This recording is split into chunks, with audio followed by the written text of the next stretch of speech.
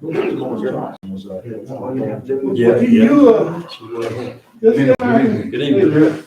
were on here a little while. You enjoy going with him. I went up, I was playing one time with a guy up there rocking him. He said he needs some help up the Southern Pine. He got a 2 minutes. I went up there and just opened the door for people coming in and out. And I've seen all of them. You know, the pros and players. Yeah, you enjoy that. Were they all polite? I said, were all of them polite? I mean, were they all courteous? Yeah, one that I know. I didn't talk to them. There's people that was coming in and out of the door, they was just drinking liquor. Oh, yeah. It was made. They were all happy. Yeah, everybody was happy. It was made, it's 2 stories. He's up on the top story, and you come in and stand out there and look.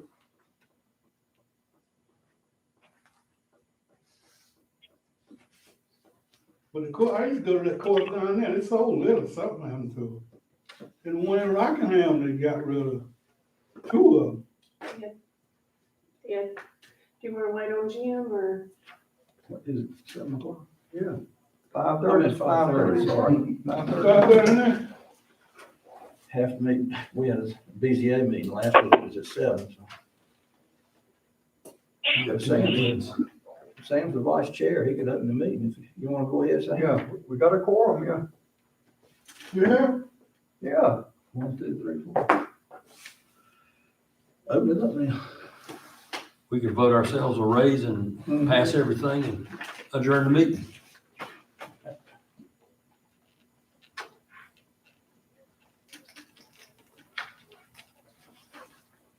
Is she gonna do this on the internet? Yep. This says you're supposed to get the minutes approved. Yeah, approve the minutes of planning zone board meeting of February 16th. Hear a motion? So move. Second. Motion moved and second, the minutes have been approved. New business information planning zone board packet and meeting time changes. Old business. Any other business? Well, what was the board meeting time changes? Is that something, somebody going over? That is something that, Jim was supposed to cover. He had somebody talk to him about moving the meeting time. You talking about today's meeting? Our permanent meeting time, either from not doing it on a Wednesday or not doing it at 7 o'clock. For the benefit of people who would like to attend church on Wednesday night. And Jim asked me to add that to the agenda for tonight.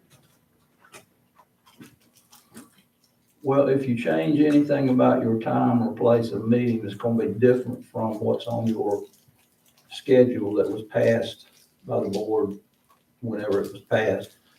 You're gonna have to re-advertise, republish with the media and anyone else that's on the list that wanted the information about when the meetings were. But when would we And that would have? not be you, it would be Jason, I Right, think. yeah. I'm sorry, what did you say? When would be the next, would we just have to say, okay, we want to do it on, if everybody's fine with how it is, or? Well, it would take a vote of this board to do it. If it's gonna be changed, and if it's gonna be left as it is, there's no need to vote. There needs to be a proposal about an alternate time.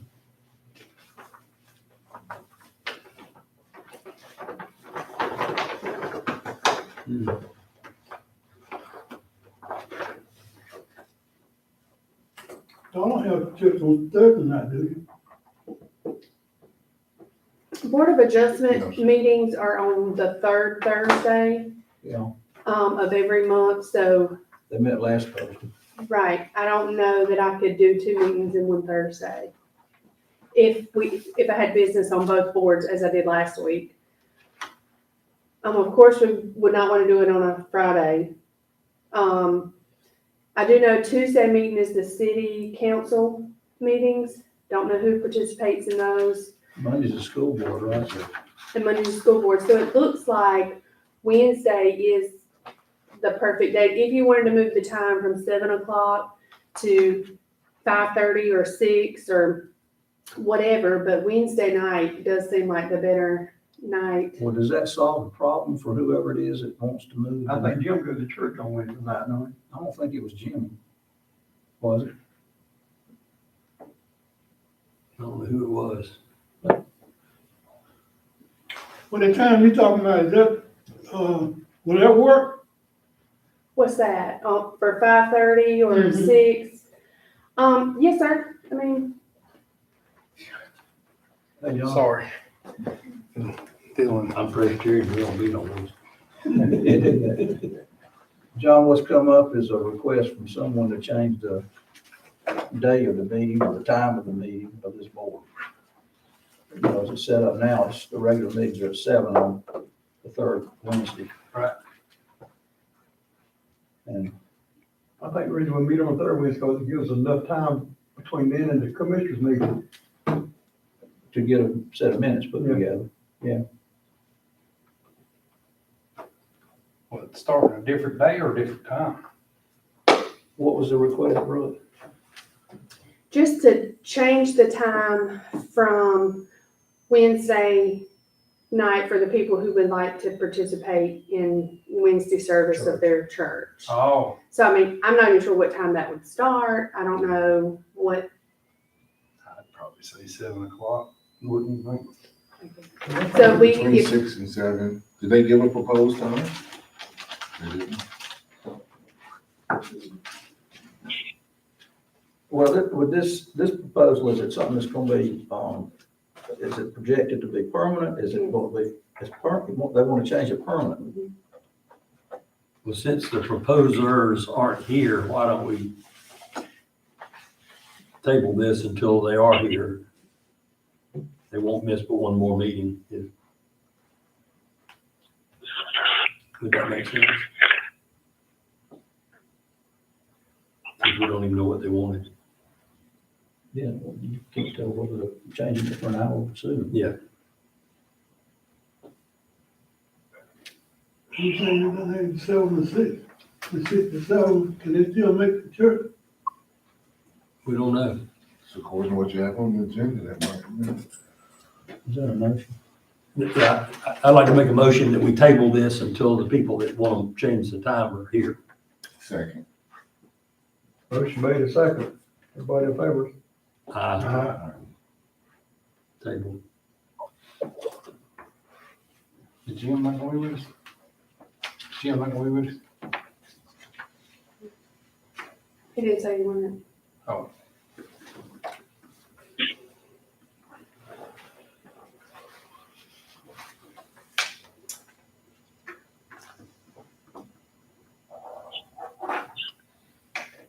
It would the county commission change this as members of the planning board also serve as members of the board of adjustment. Where's that saying? On that page right there. Did we get a handout?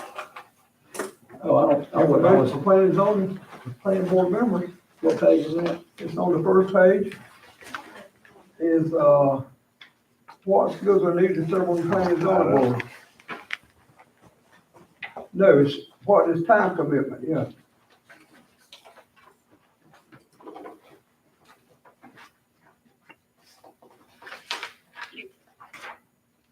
They hadn't changed it. We have 7 members of our zoning board, not 5.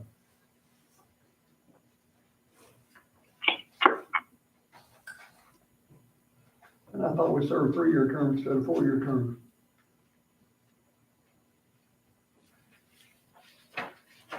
Tell you. I think, I don't recall at the commissioners meeting when our names came across, it was, they stated 4-year term.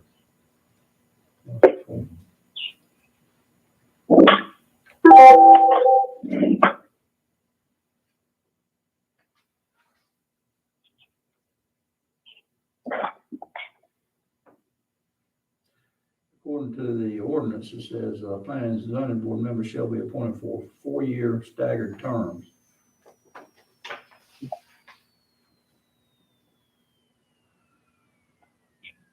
members may not be appointed to more than 3 successive terms, that'd be 12 years.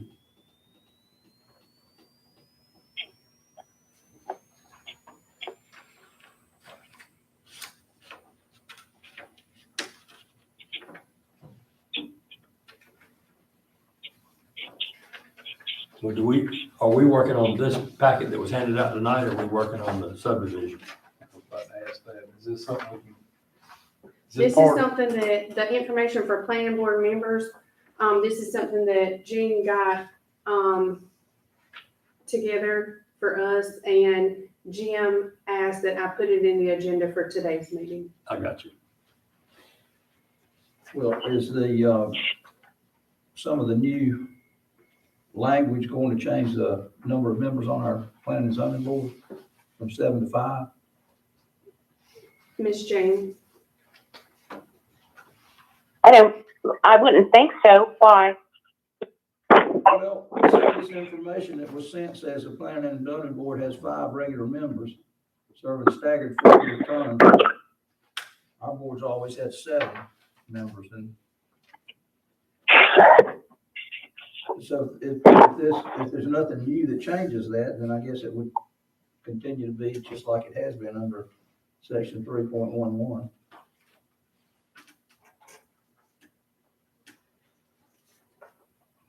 I can make that change. And Mr. Cribb also pointed out that this says that planning and zoning board members also serve as members of the Board of Adjustments, but we have a whole separate board here. This is under, what is the time commitment? On page 1.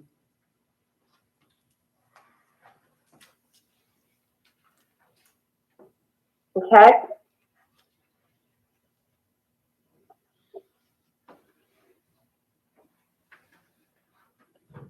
That was Jim McMillan. He said he's a few minutes out.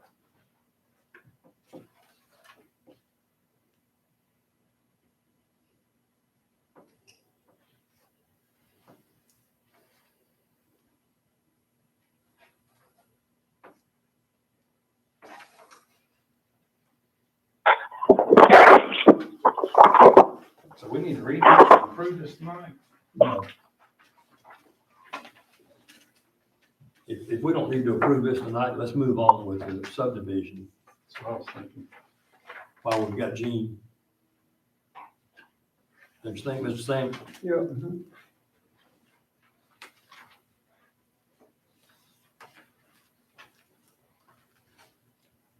So we're just gonna read through this and then bring it back to the next I meeting? think- Do the changes? Okay.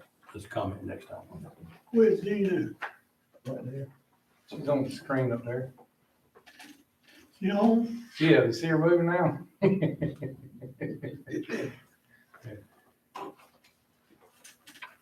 Jim will be here in a couple of minutes. Y'all wanna wait on him or go ahead and get started, or?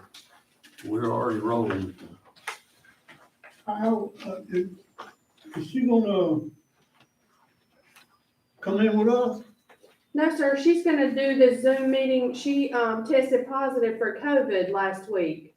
So to keep everyone on the safe side, she's just, gonna meet with us here. She can see us and hear us and all that good stuff. Okay. Is she going to direct the discussion, or are we just supposed to start talking about this? Ms. Jean, I think they're ready to start on all of the questions that they may have for the meeting table. I'm waiting. I thought the purpose of this was answer any questions that you all had. And so I'm here, I did the summary piece that compared what is in the ordinance this time compared to what is proposed. You know, if you want to, we can go through that, or I just answer questions. I don't, however you want to do. I mean, this meeting is for you all. So Let's give it to John. I've got tons of them. Any of y'all got any you wanna go I first? got one. Go ahead.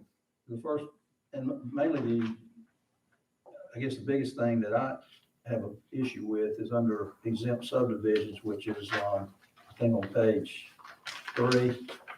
And it says, one of the exemptions is the division of land into parcels greater than 10 acres where no street right-of-way dedication is involved. We have had an exception to the state law for probably 30 years that says the division of land into parcels greater than 5 acres where no street right-of-way dedication is involved is an exempt. It's not required to be formally subdivided.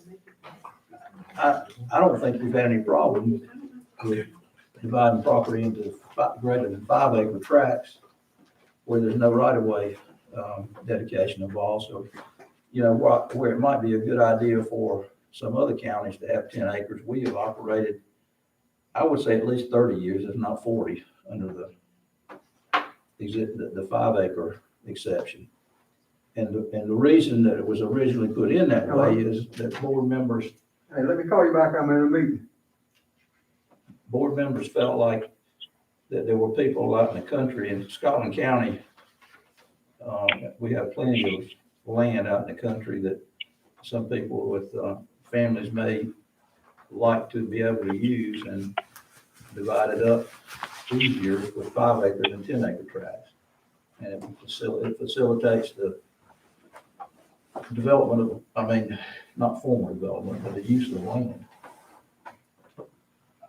I'm all for it too. I want it, but the thing, when you start talking about street dedication, because the ones I've seen have been private roads, they're not public, so they're not dedicated to public. Would they still be, I kind of would like to prefer that if they're allowed to be private roads. Well, So go ahead. section that you're talking about is the section on exempt subdivisions. Right, And that language comes right from 160D. right. So, Ed, when you brought this up to me before, you know, you had offered to try to run that down and see if the local act that you all have trumps 160D, or if 160D trumps your local act.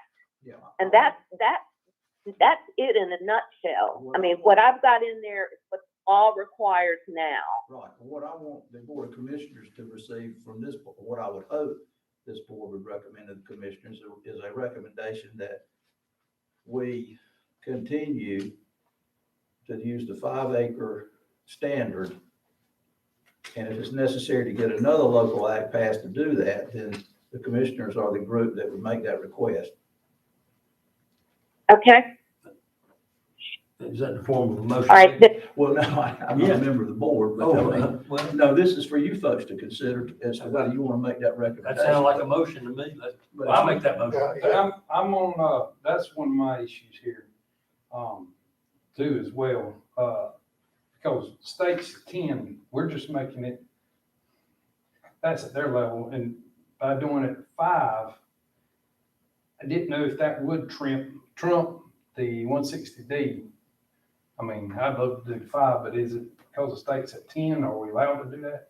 Because we're lessening more or less the With restrictive. the special. Well, I think if the commissioners pass this, we darn sure we won't have a 10 acre requirement. The only thing with that, if we do, we need to take into consideration, because a lot of times the 5 acre tract doesn't always front on a public right of way. So we allow 5 acres with an easement, and if we do, we need to make a minimum easement requirement, like 30, 40 foot or something sufficient enough to put like power utility lines down or to make it right of way. Well, minimum easements in the old standards anyway, isn't it? I'll be honest with you, I couldn't tell you what page, but I'm not saying it's not. I just. Well, I know it's in the new ones. Well, what are you saying is an adequate amount? Is it under new ones in the sense of the zoning, based on the zoning? So if it's RA, then it would have a minimum, Well, easement. I don't know if it's in the ordinances, but I know that somewhere it's legislated number. It may be in a different part of the state. Would you know where that's at, by any chance? Well, if it's exempt. I can't hear your conversation. The right of way for an easement, isn't that a legislated, isn't that in the statutes somewhere, a specific set of numbers for an easement? With, The width and all of that? I thought I had read that somewhere.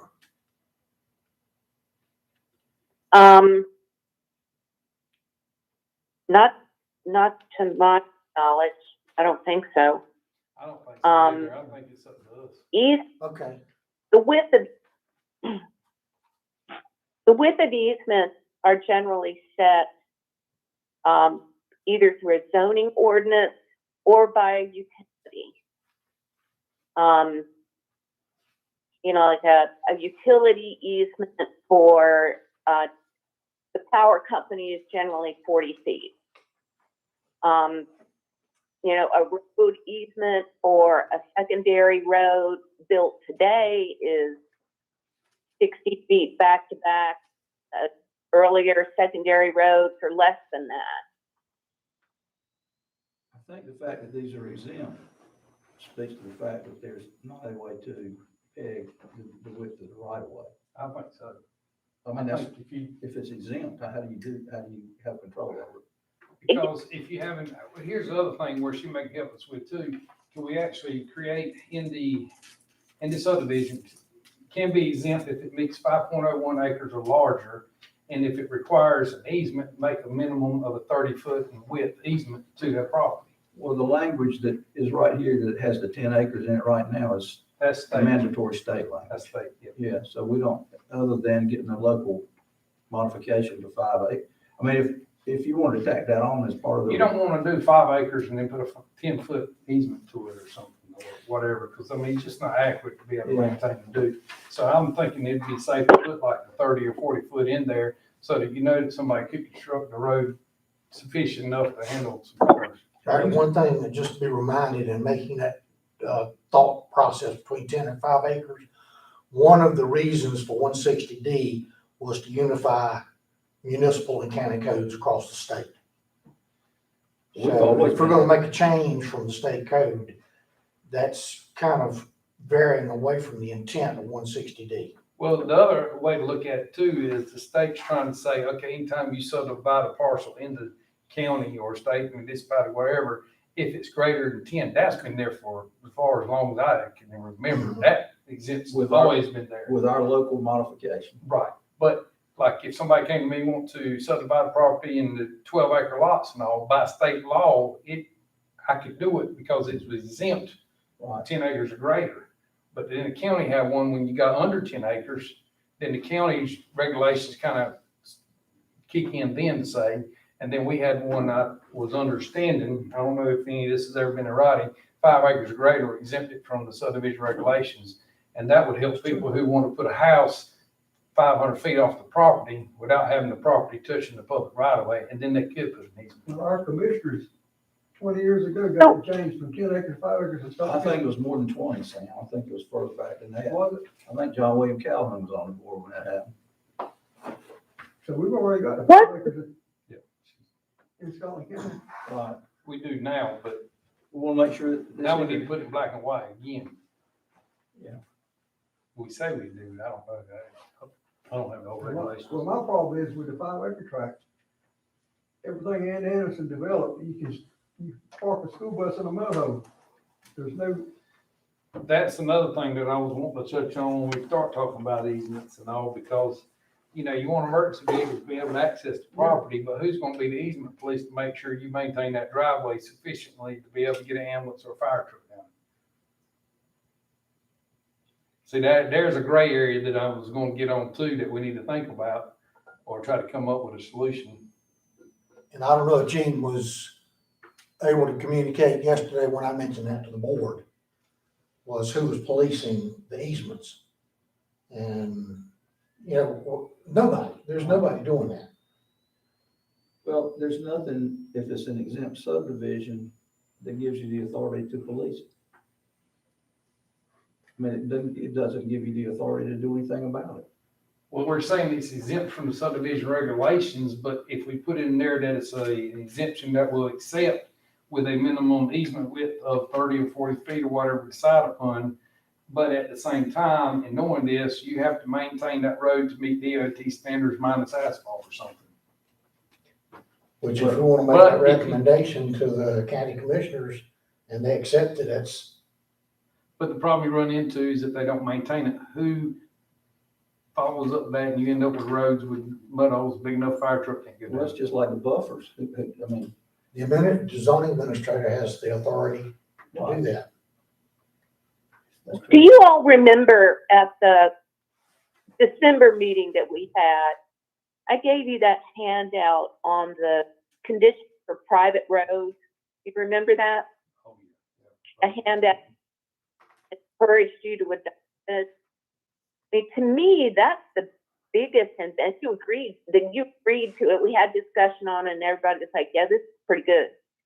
So the point of having that is to avoid the problem of having substandard sized roads when they're privately held, right? So that you can have access by emergency vehicles. That's the bottom line reason for that, so that you're not trying to get a fire truck up a cart path. So how does that blend with this exempt subdivision language, Jenny? Can we put in there that it's exempt based on these other standards as recorded in chapter such and such? If it's exempt, if the subdivision is exempt, then it's exempt, period. Right. It's exempt all subdivision regulations. And you can't tack on, requirements. Nope. That's the problem. Well, what if you just put in the subdivision regulations, a property can be subdivided in 5 acres or greater, not saying it's exempt, but saying 5 acres or greater with an easement minimum width of 30 feet or something, then that still gives us authority to be able to tell them what conditions in our ordinance that they have to meet.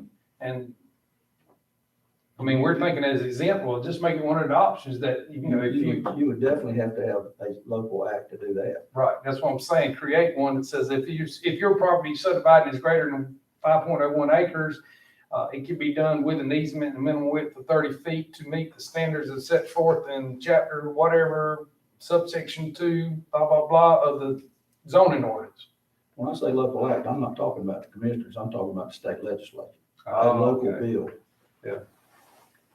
Yeah, that's he's talking about a local bill where you'll have to find a sponsor and Right. it'd probably be next before you could get to it. I don't know, but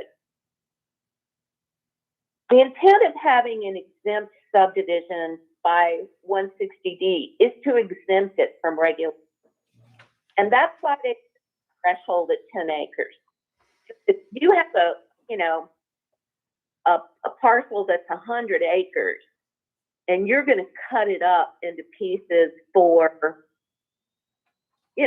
sale, in order to not have to fall under the subdivision regulations, each one of those lots has to be at least 10 acres. And what you're, talking about is going lower than that 10 acres to 5 acres. As we have been for 30 years. And that, it's not up to you all, it's what you want. But the question here is, what trumps what? And I don't know the answer to that. I don't know if a local act trumps 160D or 160D trumps the local act. And I don't know if that's a question for the state AG. I don't know. I don't know where you would go if I assume you go up the chain, but. Call Adam Lovelady at the, school of government, I think. Okay. What is the purpose of exempt subdivisions anyway? Strictly because, a large piece of land and somebody wants to divide it up between relatives in large acreage and. What if you and your family want to separate the family farm in greater than 10 acres? Well, there's 5 exceptions there. Some of them are what you're talking about. To keep you from having to build a DOT standard road and paving it and everything else to meet the minimum. Yeah. One of them would be if you inherited, if you were dividing up property in an estate. So we're talking about those 5 items that are, okay, all right. An estate would be one of them. Okay, so we're not talking about an exempt subdivision. We're talking about land that is exempt from subdivision regulations. Right. That's my term. I'm Right. looking at phraseology there. Yeah. Because when I'm thinking exempt subdivision, that means we're doing a subdivision, but it's exempt from everything. This is just circumstances that would be exempt from subdivision regulations. There you go. Well, yeah, subdivision Right. here, I think, is really just talking about dividing property, not Yeah. formal subdivision. Yeah.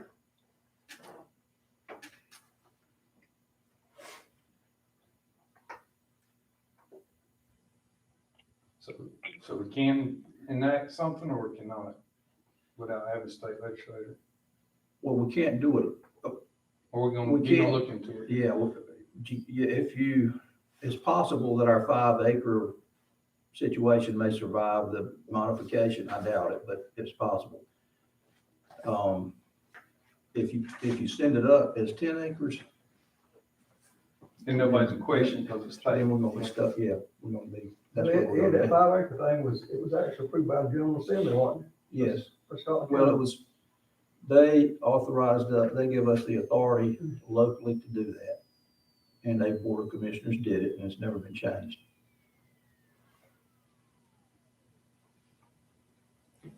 But whatever legislation they've done now would, Probably, Trump. probably overruled it. Yeah. Probably. and we'd have to go back through the whole process like Gene's saying.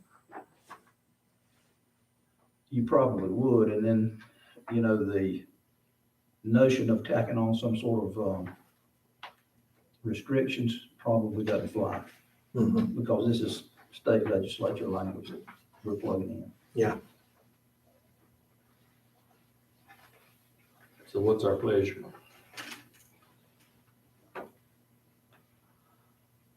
I think that should be tabled until Ed can get an answer from, Adam Mr. Lovelady. Lovelace.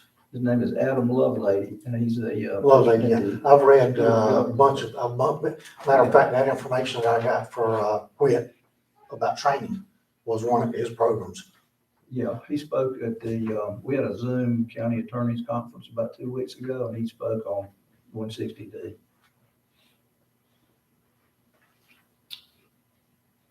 Okay, that answers Ed's question. John, you're up. All right, some of this I'm going through is the subdivision regulations prior to deciding whether it's a minor or major.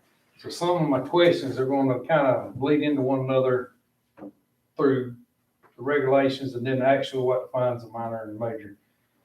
Starting on 15-5 page, prerequisite to plat recordation.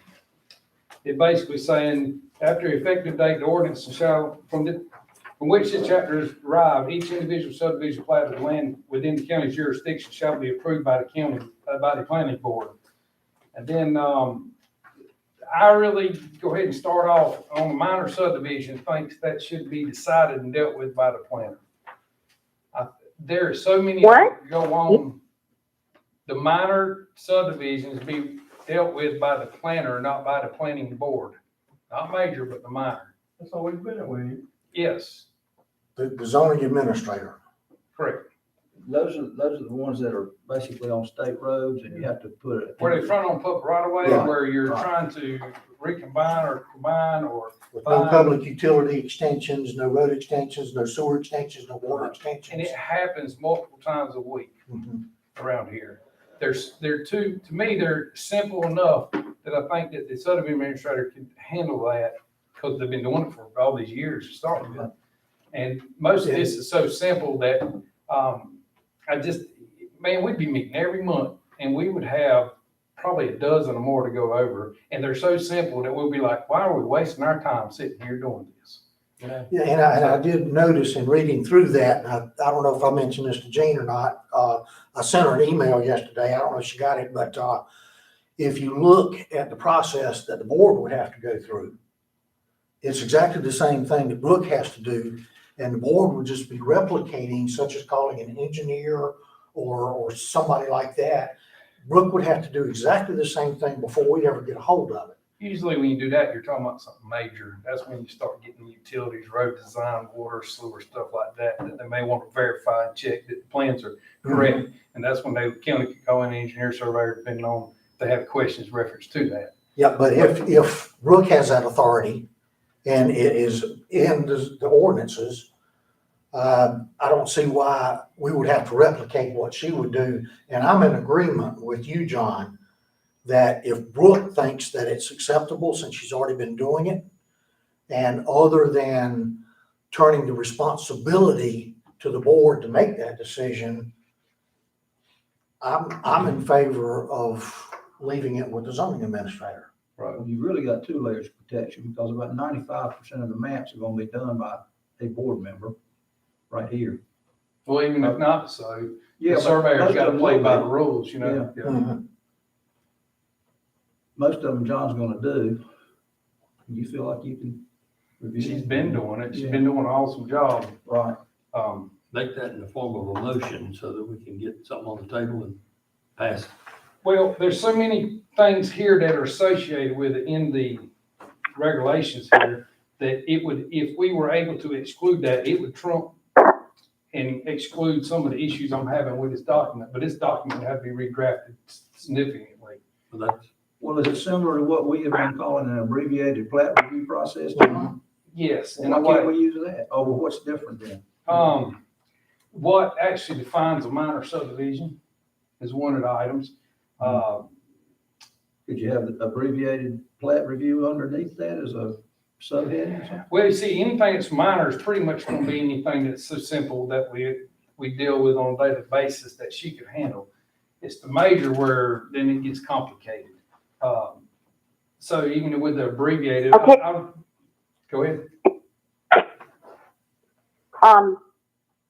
That first sentence under, well, both of those sentences under the prerequisite plat recognition are listed right from your existing ordinance. So if you've been doing different from your existing ordinance, you know, so be it. But your existing ordinance says the Planning and Zoning Board of Scotland County shall file a copy of this ordinance with the Register of Deeds of Scotland County. The Register of Deeds shall not thereafter file or record a plat of a subdivision located within the territorial jurisdiction of Scotland County without the approval of the County Planning and Zoning Board and the County Board of Commissioners as required in this ordinance. Okay. So if you want to fix that, you know, if you want to do a split between major and minor, then, you know, that's a decision you all need to make, and then let's push it forward to the Board of Commissioners. But that's different than what's in your ordinance now. Yeah, and I understand what you're saying, but there's a lot of factors that play into that, why things are being done the way they are. And they're beyond our control. Yeah. So now we're gonna get it black and white. So that's what we're trying to do now. So we'll have a book that Right. everybody will follow by, and that's a problem that will get resolved right here.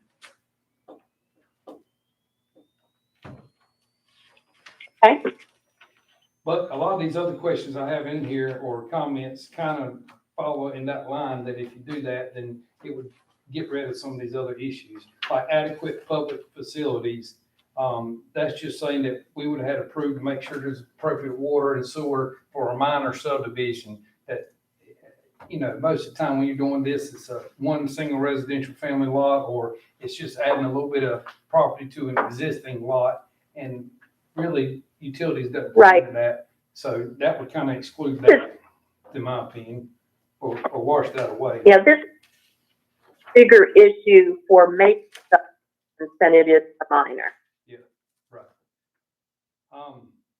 Right. And then moving on to the next one, because if you make that change, I'm sure you're made more skilled than we are in this.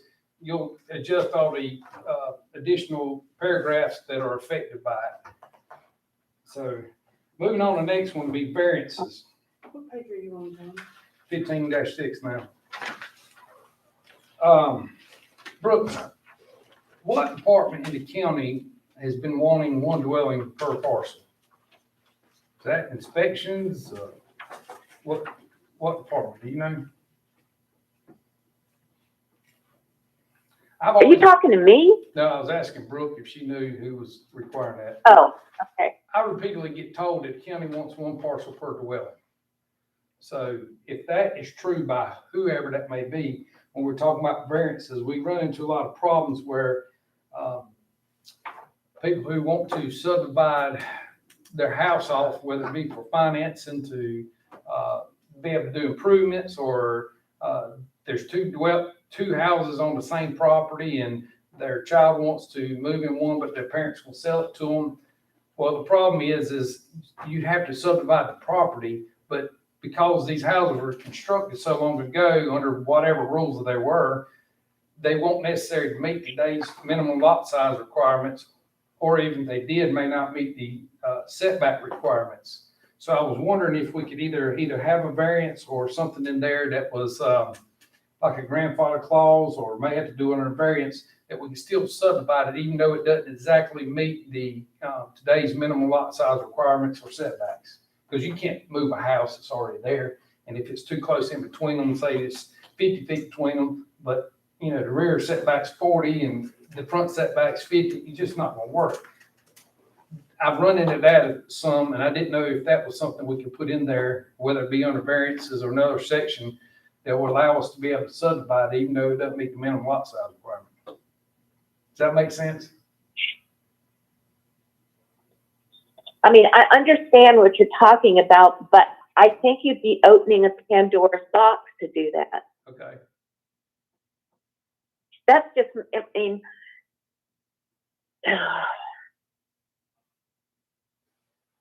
when a variance is to be granted when there are conditions on the property that are not man-made, so it's not a decision that somebody made, right? That prevent the property from being used the way you would like to use it. So the most common, analogy is you've got a lot and it's got a bunch of rock on the back part, and the way the front setback is, it's going to require the house to be set far back on the lot, and that means it's going to bump up against that stone. That stone is a topographic, geologic feature, right? That's not a man-made thing. That you could you could grant a variance to the front setback for a situation like that. But when you're talking about the situation you are, where there's more than one house on a parcel, and they want to subdivide it out, but in doing that, neither of the lots meet the minimum lot size requirements. I mean, if you want, you can do it. I'm not going to say you can't. I would just advise you that you're going to be opening Pandora's box. I really think. What are people supposed to do when they're in that situation? I'm trying to help, because these are problems that I've seen, that I'm wondering if we can't do black and white now to help them. And how often do you run across that in your work? Oh, I had 2 this year. I mean, what? I've had 2 situations like this year. Mm-hmm. Is that where, could it come before the board as an exception? Well, see, the problem in the variance is she's got it in blue, which means it's like her recommendation. And it's basically explaining that unless it was some type of hardship or something with the lot has a big steep drop off or something, then we should be able to grant variances. I just wondered if we needed to put it in there, or do we have the option at the time to listen to people and see what the problem is and be able, to me, it kind of is not 100%, but it helps improve the problem we already got. And I didn't know if we need to do it on variances or another section. I mean, it was just one of the issues that I know we have in the county. Should we Well, it would cover it under the subdivision ordinance somewhere, either major or minor, Okay, because it requires the dividing of the property. I would do that. So- Minor. I mean, are you going to?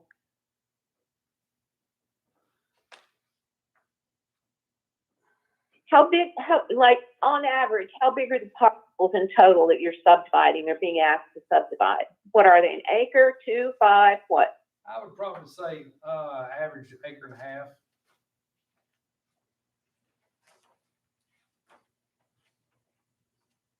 Basically a family lot, Like, almost always a family lot. most of the time it is family, because you don't want Joe Blow right up under you that close. So it's usually a direct descendant.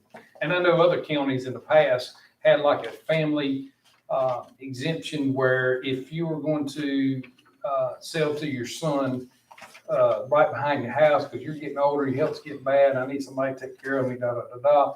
You could actually subdivide a parcel out behind their house and put an easement to it so that you could do that. But, you know, that's to a direct relative, but at some point one day, that house may go to a complete stranger, and you gotta share it, or got an easement going through the yard and all that good stuff. But it was helpful in a lot of cases to allow people to be able to put another house near the residence of the parent.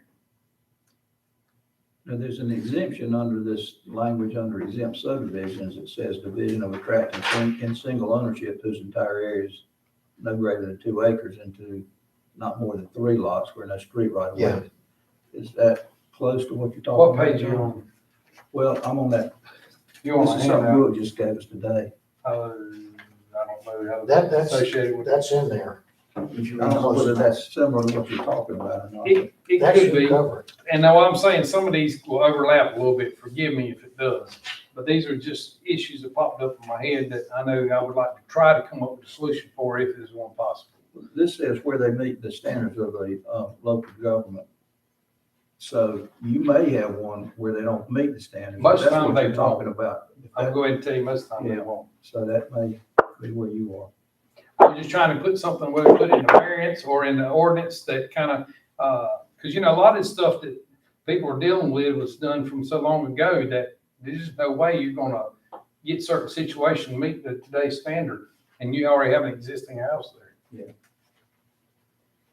Okay, I have another question for you. Go The ahead. houses, the situations that you run into, have the houses, been on septic?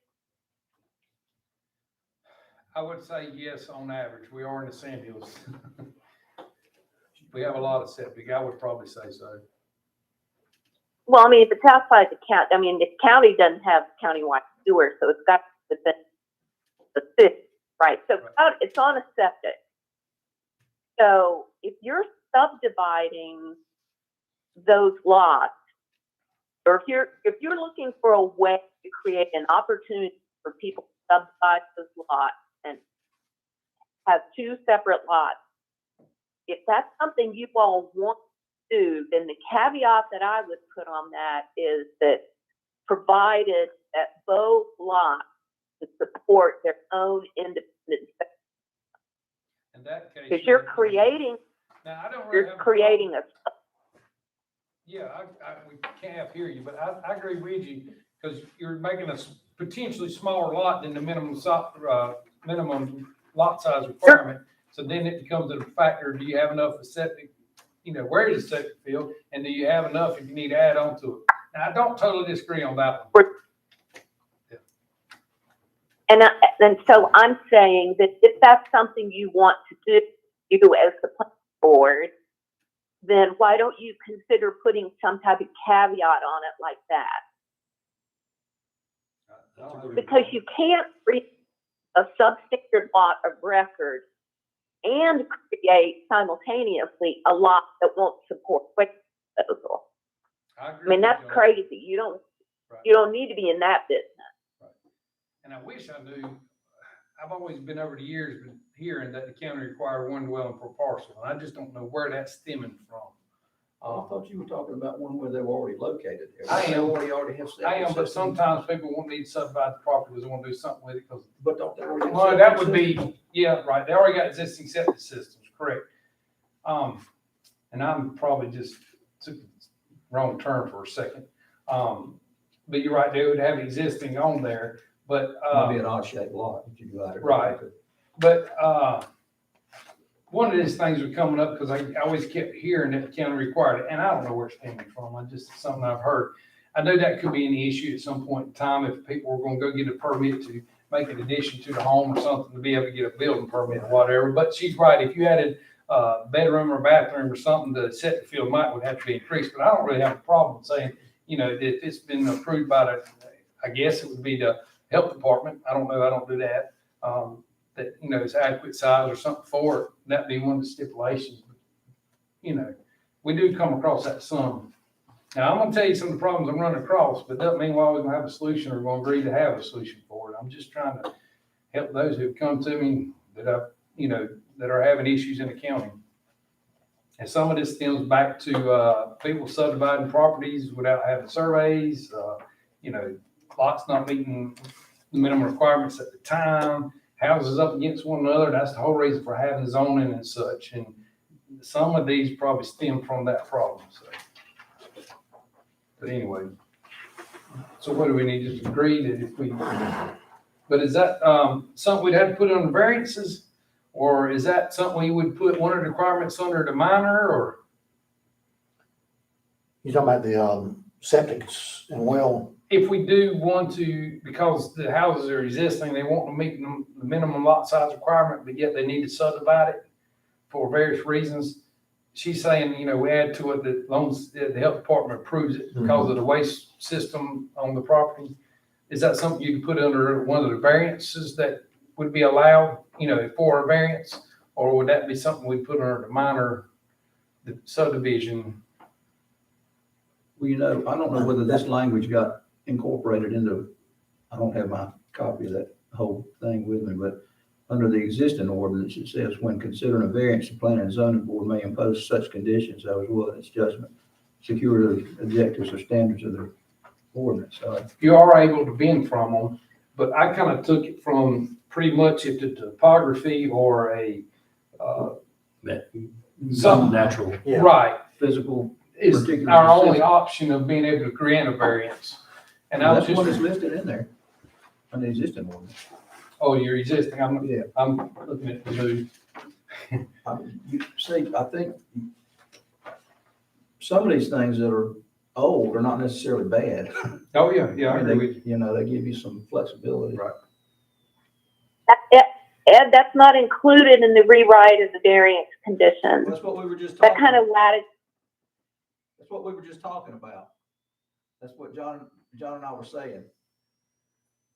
Do we need to make a motion to add it to the variance, or is that something that would fall under a minor type condition, or?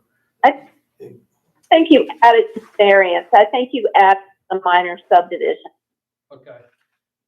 So what we could do is just agree that we add that under, with the stipulation, like she says, that the health department signs off that the dwellings have adequate waste systems on them. I don't know whether it means you gotta have it located.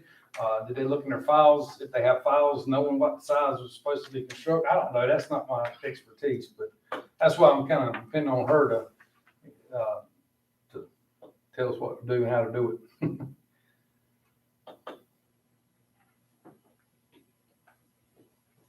I'm not sure she knows what to do. So Gene, if we all agree, can you fix that for us? Is that what we're saying? Okay. Yes, I said I'll add it to the minor subdivision She's got it. All right, moving on, next one. because it's Oh, I'm sorry. not a variance. What'd you say, Gene? Go ahead. Go ahead. Page 15-9, under penalties, on the verbiage, is there anywhere we could add into there? Also, attaching a map to a deed, subdividing the property. I kind of wanted it clear because I've seen that done. When you say plat showing the subdivision, but nowhere in there, unless I need to reread it, says, you know, sometimes they'll do it with a little letter size map attached to the deed. Does Paige record those now? I don't know. And that's What something page are you? 15-9, it's under section 15.18. That used to be done a lot, but I'm not sure he does it anymore. And here's something that I've called my license board about in doing that, because I've done some maps attached, which are extremely rare, and I don't like doing them to start with. It was a unique situation. I actually called the board's attorney and discussed with him, what I had to do to make sure I did it right, so nobody comes back against me. Did Paige call you on it? No, this was something I had in a utility easement for a large utility company. And this was what they were wanting me to do. And I was hesitant, because there used to be a statement you put on there, and it's been so long, I don't even remember what it is. Like, it's not an official document or something, but well, if it's not official at the same time, then why are you recording it, you know? And a lot of times it would be signed or sealed. And I just didn't want that to be an option where, and I've seen a few people do it, do a map of a division, attach it to the rear of the deed, and record it. I just kind of want that clear in there that couldn't be done as well, because the subdivision administrator never had the opportunity to review it to make sure it met the standards of the subdivision regulations. Okay, so wouldn't that be more of something that you would direct to the Register of Deeds, to say to the Register of Deeds that not record? So you're saying I can walk down there to the Register of Deeds and say, do not record this? That, to me, it needs to be in black and white in some kind of set structure that, you know. So you want there to be a penalty for I just want you to not attached. add it under the subsection A and describing what cannot be done, or that would be under penalty. Is all I'm asking. Reference to Okay, so expedition of, I want it clear so that, you know, if it happens, there's no, well, what does this actually mean? Well, if it's in black and white, you cannot record a plat with the deed subdividing the property as well. Just add that verbiage to it. It's in blue, so that was suggestions from you. 15.18, subsection A. In violation of regulation, transfer said land by reference to, exemption of, or any other use of the plat showing a subdivision of land. Well, it says any other use, but I didn't know if it'd be possible just to add that in there, that you could attach them out with a deed and subdivide a property. Because then there's no question.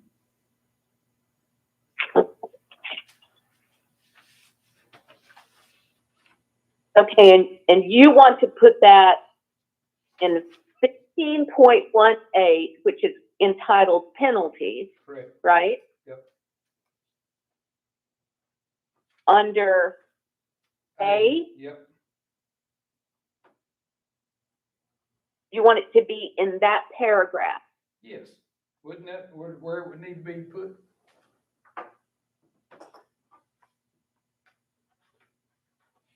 Okay, so I thought this was a. the state legislature adopted a law that passed while we've been working on this, and they have removed the local government ability. Are you familiar with this? To charge civil penalties. You familiar with this? It covers everything local. Right. And so while this section is in this version, I took this section out in the last version and left the penalty section in there only to include permit denial or conditioning or injunctive abatement relief in Superior Court, because you can no longer assess a penalty or, you know, say violation, misdemeanor, and it's, you know, $50 a day and every day is a separate penalty. You can't do that anymore. So my question is, my reason for raising that is, is the penalty section really where that needs to be? Or should we find another home for it? I understand what you're saying. But again, who's gonna police that? What happens to the Register of Deeds if the Register of Deeds records a document that is brought to him or her that, from our perspective, as a board, doesn't understand the regulations of the county? What's the penalty to that person? Ed? I didn't really catch fully what your question was, because it was kind of choppy, but what, are you saying who gets penalized or what? Yeah. I kind of, we're having a hard time hearing you a little bit, but, you're saying who? You're kind of confused. Are you maybe wondering where to place this so that it is effective with the Register of Deeds? Is that what you're saying? So that they can actually have documentation that supports why they cannot do this versus, because I just don't see us having the ability to go down there, hey, you do not record this. You know, I wouldn't do it. I would want it black and white and under, so. I don't think Paige is gonna record anything that hadn't been passed on by the, map officer. Do you think he does? I don't know. I don't work the office. I think he's great. I don't know. I don't know that aspect of things. He's pretty particular. He is, but I just was trying to make sure this doesn't slip under the wire. Yeah. And that's just something I've seen, not very commonly, but I have seen. And I just, usually when that's happened, there's an issue there, why it wouldn't normally get approved, and this was their way around it. My experience with that is that it was fairly common many years ago. Decades ago, It's it very was. rare now. Now it's not, but a few times I've seen it, but in those times, there was something that would have been definitely a violation of subdivision. Now it's a way of bypassing. So like a loophole or something like that, yeah. And I know there's been a lot of talk years ago about attaching maps to deeds and stuff, and, there was, and maybe something I'll look into to understand a little better. I just don't do it. Could we encourage the commissioners to maybe, suggest in a letter to the Register of Deeds that he be careful not to record anything that does not have a plat approval from the mapping officer? Or, I mean, I think what she's saying is you don't want to do something that trips your Register of Deeds up and Right. he inadvertently violates the. Right, but I also have something that they can be made aware of in black and white. It's, you know, this is why I cannot record this. That's why I was hoping she could help us in where to place that. I think Ed might have hit the nail on the head with a memo from the commissioners, rather than get involved in doing some more amendments here. I mean, can commissioners, do they have that much authority to go in there and basically tell him what he can't I didn't record? say tell him, I said suggest. that, you know, Suggest, they would- okay. I know it'd be a good Yeah, he's person. an elected official, so he doesn't take orders from the. That's what I was about to say. He's kind of more on a state level regs, but, Yeah, but he is very particular about what he records. I've run, Paige is awesome. I mean, I've never tried to do what you're talking about, but, I've had some other situations that he really follows. He things does, closely. and, doesn't he have a long background? Yeah, That's what I thought. Yeah, he's, I like somebody like that. But anyway, this is just something, to me, it's not a deal breaker. It was just something I want to bring up, suggest if it's something we could do, just to modify in this paragraph. It's in blue, and understanding that blue means it's a suggestion, not a state law requirement. So, Give us your next one. yeah, but what do you think?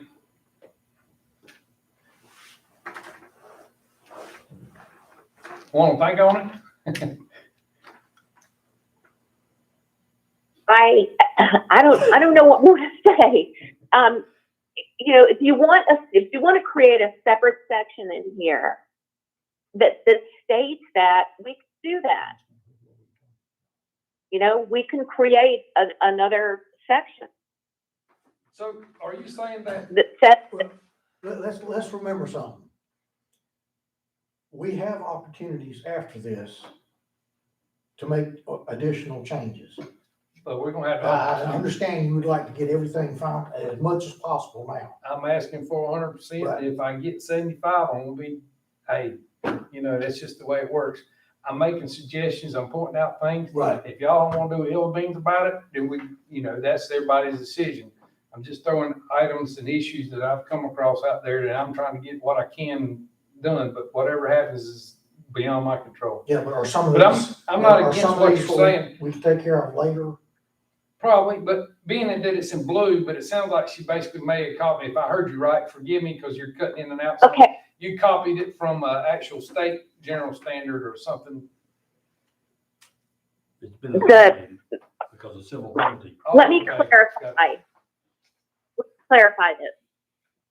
In this markup edition that you all have, where it's blue, those are my words, but the statute reference is referenced there. Do you see below it? So if it's blue with no statutory reference, that's completely something that I'm suggesting you put in there. Okay. But if it's blue and it's got a statutory reference behind it, or it's a carry forward from your old ordinance, I may have rewritten it, I may have made the language easier to understand or made the language more up to date. So, when it's blue, yes, that means I took some law with it. But in this case, on the penalty, that's a state statute. Okay. So basically Okay, it is what it is. Okay. We'll just. So, but guess- I would suggest it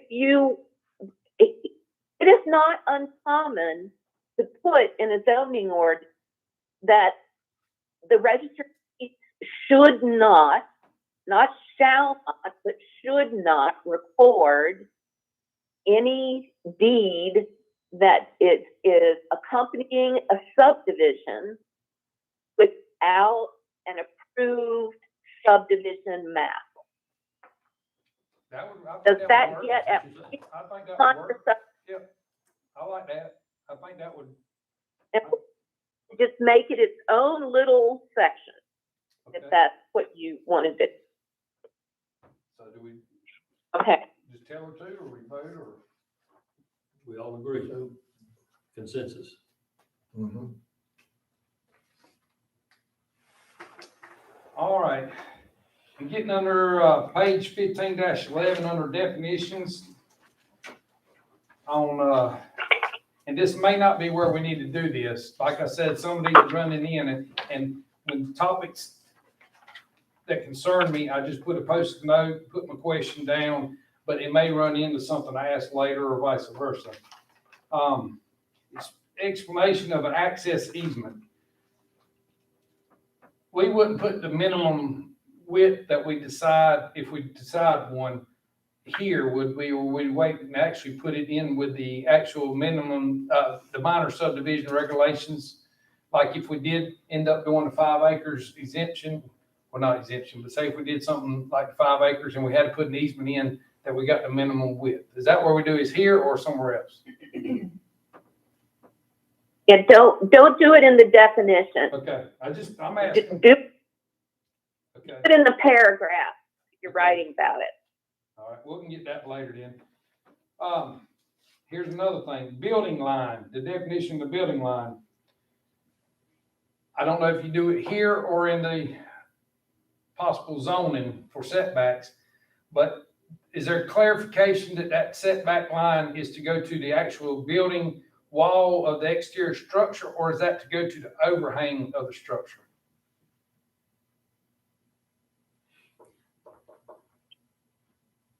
That depends upon whether the structure is an accessory structure or a primary structure. I would probably say primary over anything. I've run into this where some setbacks in certain municipalities went to the overhang and some went to the actual exterior wall. And I'm just. No. That's up to you. That's how, I mean, I've had it where overhangs were General- a violation, but the structure itself, the exterior wall wasn't. What's your preference, she's asking? I prefer the actual exterior wall, to be honest with you. And not be so restricted to an overhang. So the problem with the overhang is that if somebody decides that they want to get creative and they put 4x4 posts underneath the overhang and create themselves a shed on the side of their house. And their argument is going to be, well, that's my property and I'm not really adding anything. You know, it's already the footprint of my house. Well, no, it's not. The footprint probably is the exterior wall. I mean, I You don't know, care if you go to the overhang. I'm just wanted to clarify that because if you have somebody's building close to the setback line and you're the next door neighbor and y'all can't get along, that may be something that they can call out. Well, you're not clear on what it is, and they're over. Just divide it. You don't care which one. Just make it clear. It's clarifying. It's not. Make it the overhang. Yeah, I mean I'm just. Yeah. You So you getting know. close there, ain't you? Sir. You really getting close, man. Right, and I've seen it. Lord God, yeah, I've seen it. So- Put them on the setback line all day long. I said, why don't y'all give me 6 inches, please? Because it creates more liability to me when I'm sitting, you know, just taking it out. It doesn't matter either way. No, What you no, want I just something want specific clarification. Yep, that it's something just about it. answered, period. Yep. Overhang's safer. I would say overhang as well. So what have you decided? What do you want to do? Overhang. Overhang? Yes, ma'am. You look right in the bedroom. What's the current, boundary between a property line and, Depends on the without me zone. looking it up? Depending on the zone. 6 to 12 inches. From the property line? To the building, For accessory or, no, for a residential? For residential setback is 10 feet from the property line to the Okay. construction. So what you're looking for is any additional building. well, there's the setbacks for the primary structure, and then there's setbacks for accessory structures like storage buildings and such. And they can be right on the property line, right? That's Or where is that it's something we looking can- for Something we can 6 change. inches, 12 inches. Sometimes there's a Okay. 5 Right foot. on it. You have to look in the zoning, look under zoning ordinance, under the actual particular zoning for that property. And then it should probably clarify in there whether it's accessory structure or primary structure. Did I read somewhere you can deviate up to 10%? I don't know. She may be able to answer that. Sam asked, was there something in the zoning ordinance that you could deviate up to 10%, say in violation of the setbacks? Is that something that's in there, do you recall? Within your existing ordinance, but I didn't carry it forward. Not my recommendation to do that. I mean, yeah, I'm fine. He just thought he'd read that, and I just figured you might could remember that if there was. No. Yep, I agree with you. Yeah. Maybe in a variant situation or something, but anyway. All right.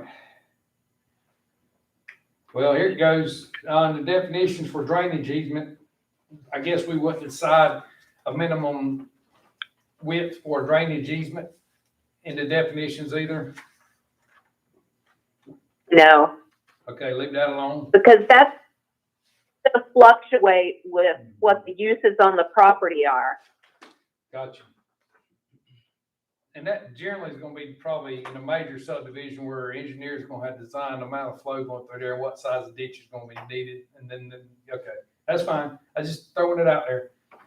One thing that's been an issue in the past, flag lots, and there's some definition of a flag lot here. I don't know that it will continue to be an issue, but it was an issue previously.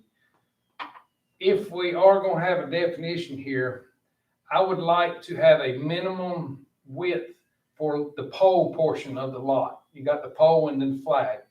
To have a minimum set dimension for the pole portion of the lot.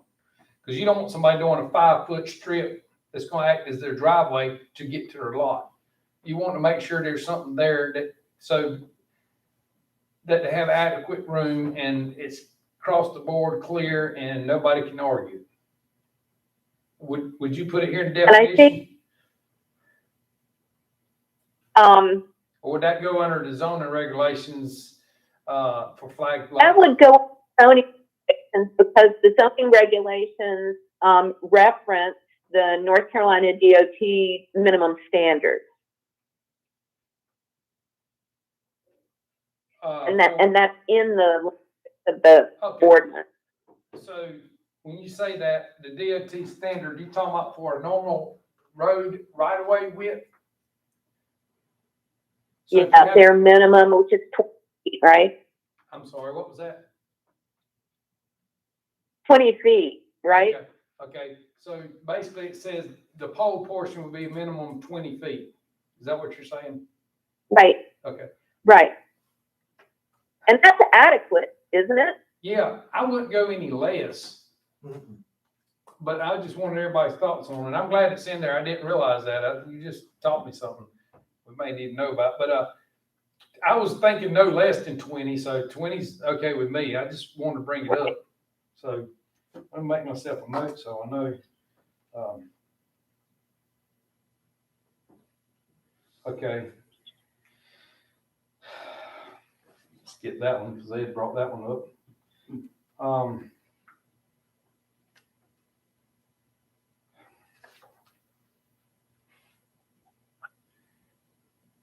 In the minor subdivision regulations on page 15-15, the first paragraph on that second page of it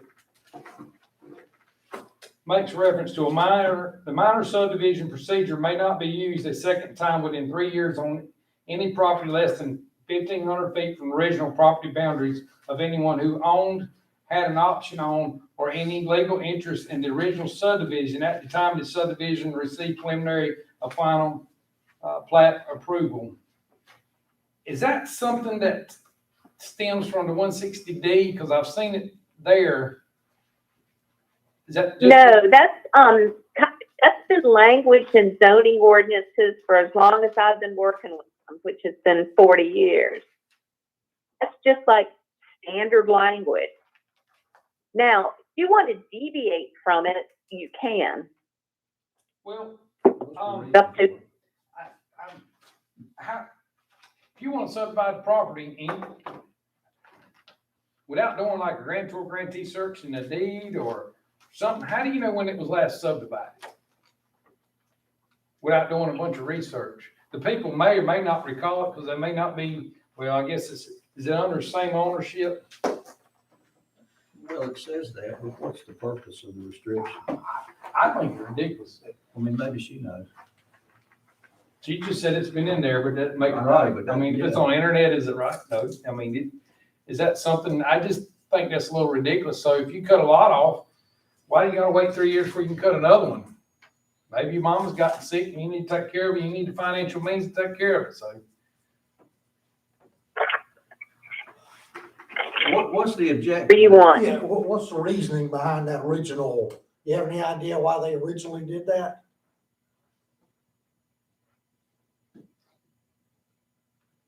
To prevent a lot of traffic in the zoning office for things that could have been handled at the same time. Doing the simultaneous. So it's up to- surveillance more or less, lots. I got you. We ain't worried about Brooke.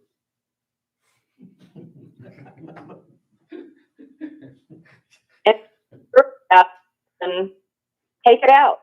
Take it all the way out if you want to.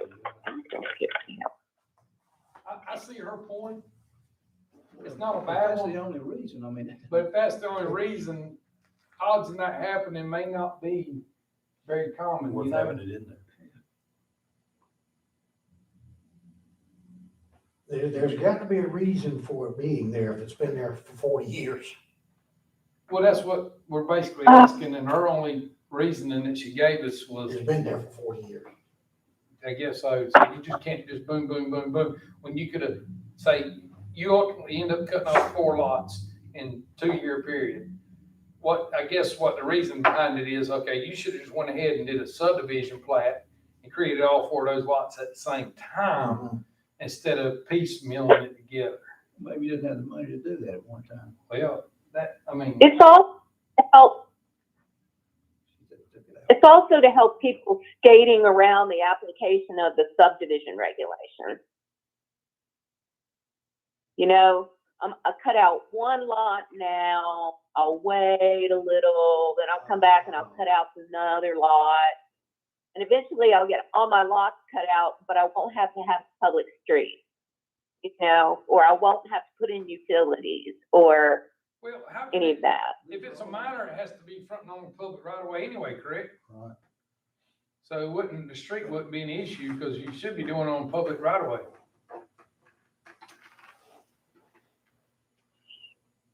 I don't know, What I see here is, Oh, I think what I understand Gene saying is somebody breaks out a lot. And rather than, they have in their mind, I'm gonna sell these lots. Right. Over, rather than do a subdivision and sell them individually, I'm just gonna sell them one every 6 or 8 months.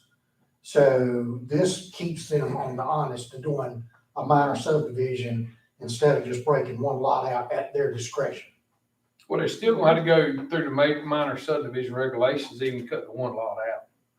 It's, they'd have to do a map each time creating that lot, if I'm not mistaken, instead of just doing it all at one time. So it still should be going by to at least the subdivision administrator to be approved that it meets subdivision regulations. You're just doing one lot at a time, one map per lot versus one map doing 4 lots.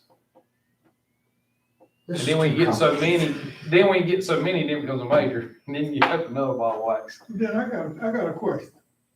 On that same lot, if you get 1, 2, or 3, and these cars going, and you got mud holes everywhere, who's supposed to do that, the state? These are lots we're talking about fronting on public right away. Have to touch public. Yeah. What you're talking about is something further down the road I was wanting to touch on. But there's a lot of gray area there, and I don't know if we're gonna figure that one out. Because you'll end up with the same problem we already got now.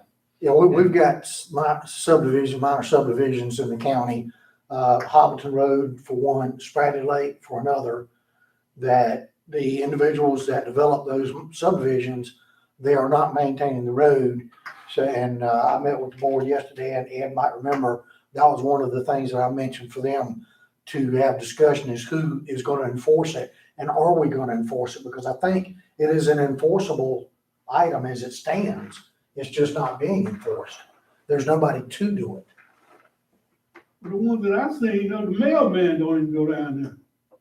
Yeah, on this main road, you got the boxes out here, and you're going down through there, and one hole to the next. Were those approved subdivisions? Yeah. Well, according to James Graham, he owns the individual lots up there. You talking about Lake Spratly? Yeah, Lake That Spratly. was done back in the 60s, because I did that. That's before the subdivision regulations came out. So it's grandfathered in. Yeah. But James Graham has told somebody that lives out there that was working the roads to stop working the roads because he owned the roads. If it's dedicated to the public. According to the GIS, the map boundaries give the road a separate entity unto itself. So, who's responsible? If James says he owns the road, is he responsible? If the map says the road's separate, who's responsible? There is a DOT maintained road there for half a mile or so, or 1/4 mile. But after that, like you're saying, who's responsible? That gets into a huge gray area. Yeah, That's just. and I don't think we're gonna be able to solve all those gray areas at I all. know, and that's something, one of the things I was bringing up when we create easements. Later on, I'm gonna get into a little, like, kind of family scenario. But anyway. So what did y'all decide on that? You know who owned the Lake Spratly to start with? Dr. Richardson. That's right.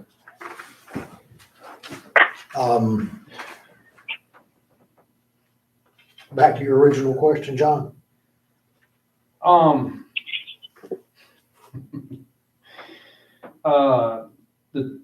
The 3 years and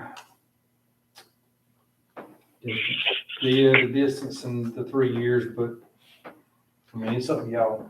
I think for safety's sake, it needs to remain like it is. Well, then, how are we gonna know when it was last subdivided unless somebody does a good bit of research? Well, that's, Look at the date on the map. those records should be readily available.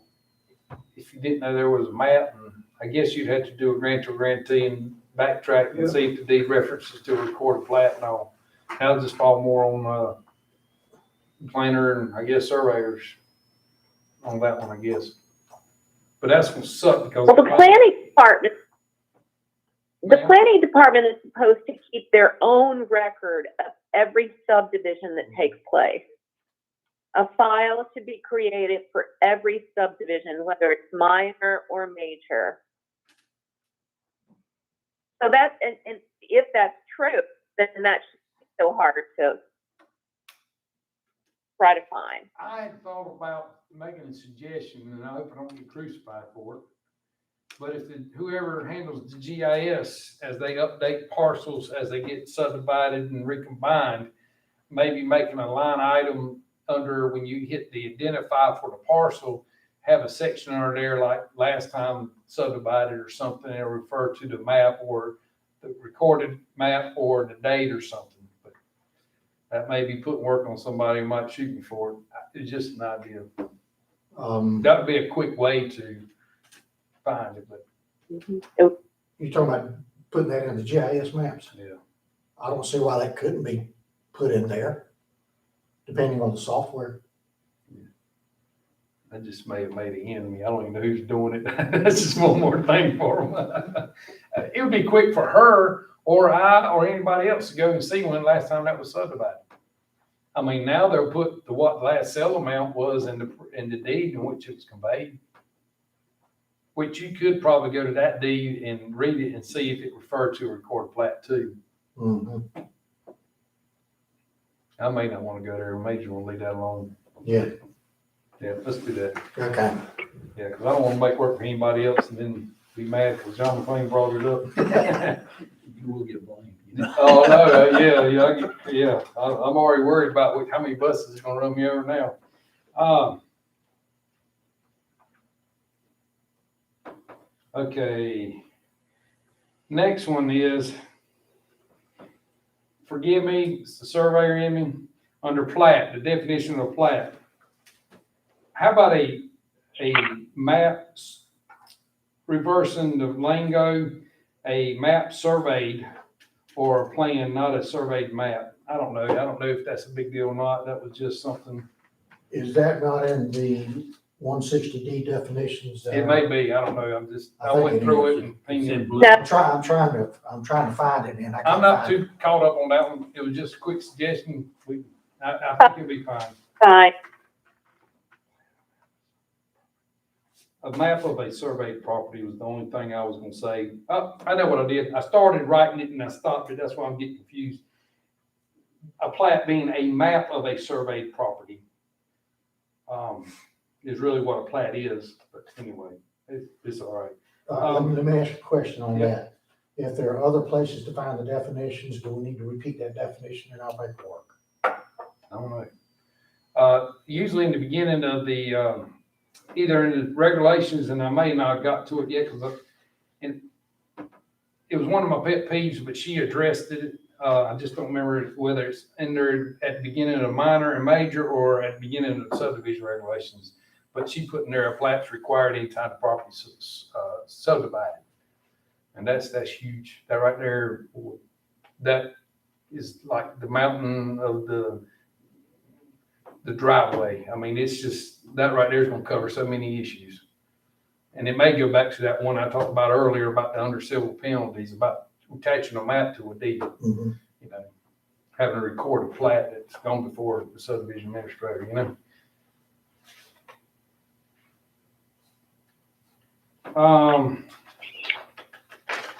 Well, before you go on that, are you wanting to redefine that a little bit or add to it? I just threw it out there. If it's no big deal, everybody, I can live with it. The intent is like basically a surveyed map of, you know, I was just trying to clarify the definition a little bit, but that's just, you know, you being called a home inspector and not just a man who looks at houses, you know, you're actually Yeah. on, it just get a little technicality, but it ain't that big a deal, you know? Gene, you had a comment? That's an easy amendment to make. I can fix that. She got it. That's fine. Okay, a map of a surveyed property. Because you're saying a survey. I got it. Okay, got you. Greater than 5 acres. On, page 15-17. This is under subdivision definition, but not under the minor subdivision. The two kind of follow on top of one another in some ways. The last bullet, you got the division of a tract in single ownership whose entire area is no greater than 2 acres into not more than 3 lots, where no strict right-of-way dedication, blah, blah, blah, blah, blah. Is there any way we could change that to no greater than 5 acres instead of 2?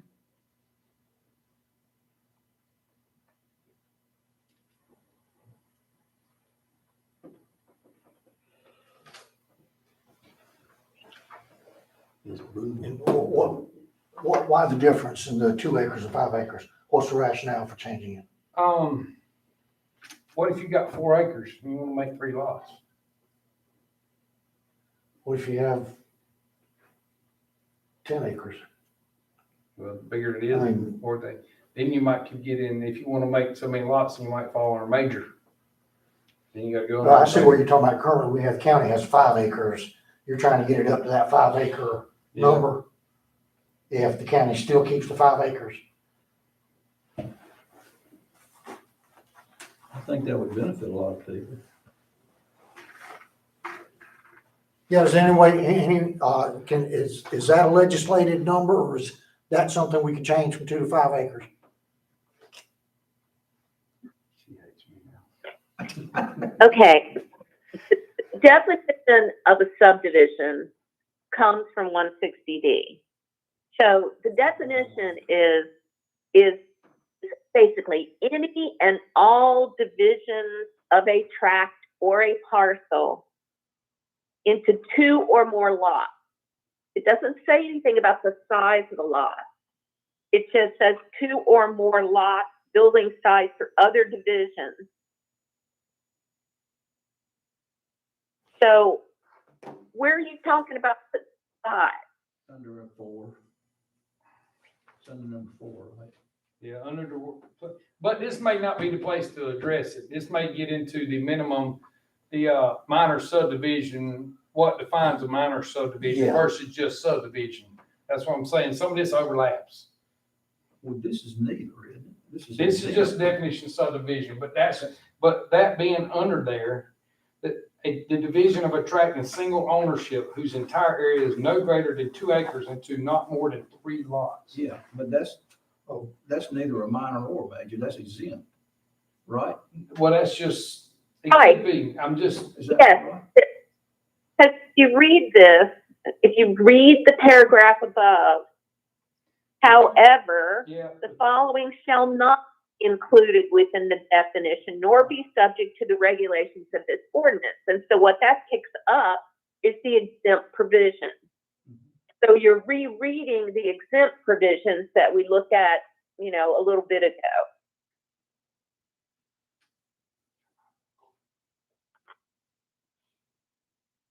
So 4 is not minor or major, it is neither, right? Could be. Exempt, Yes. it's exempt. Okay. John's question is, may we locally change that 2 acres to 5 acres? Because it's saying Is no that greater your- than 2. Right, that's your question. though, And my right? thoughts is if you had 4, then it changes the stipulation, but this is just a definition and this is not what actually designates. Yeah, but that's an minors. exempt.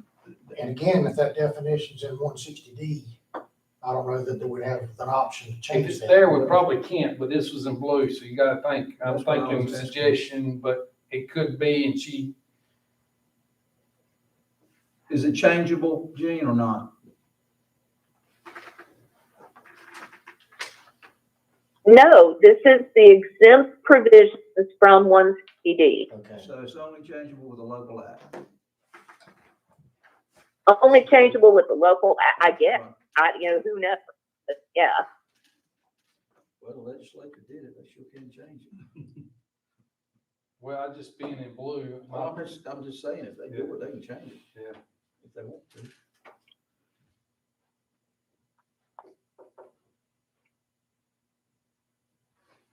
All right, my next one, if we want to move on, is on page 15-19. Item 15.36A, subsection 2. Final plat approved by a minor subdivision is granted after review by the planning board. This one, I think, falls under where if all the minor subdivisions are regulated by the planner and not by this board, that would have to be gone. I was just pointing that one out. Right, we hashed that out last time, though. I thought we agreed to that already, didn't Well, it's right here. we? I know, but I thought we did So that. we talked about it earlier in the meeting today. Yeah. But I thought we did it last time too. Maybe. You might be right, I don't know. That one we already went over. So they wouldn't have to keep coming back to the planning and zoning for them. Right.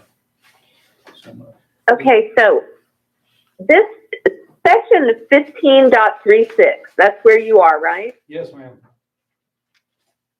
Okay. That just basically says that any time any land is subdivided, a plat is required. Anytime a subdivision is done, a plat is required, regardless of whether it is minor or major. And that is to get away from, I mean, I would think you would agree with this, John. I do. It's but read- away from but read it. people Final- doing the hand draw. But read it. Final plat approved for a minor subdivision is granted after review by the planning board. But if you allow the subdivision administrator to handle whether it's a minor or major and handle all the minors, I do not know that that needs to be in there is all I'm saying. That may need to be took out. Or I agree. And if we earlier agreed, did we reach an agreement? Did we have an agreement that minors would be approved by the subdivision administrator? Yes. Yes.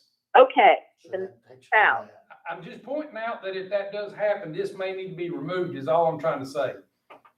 Because it would then Yeah, contradict it what needs we to be decided out. earlier. I'm just Right. pointing that out. We need, that's in a whole different page. I just want to point that out.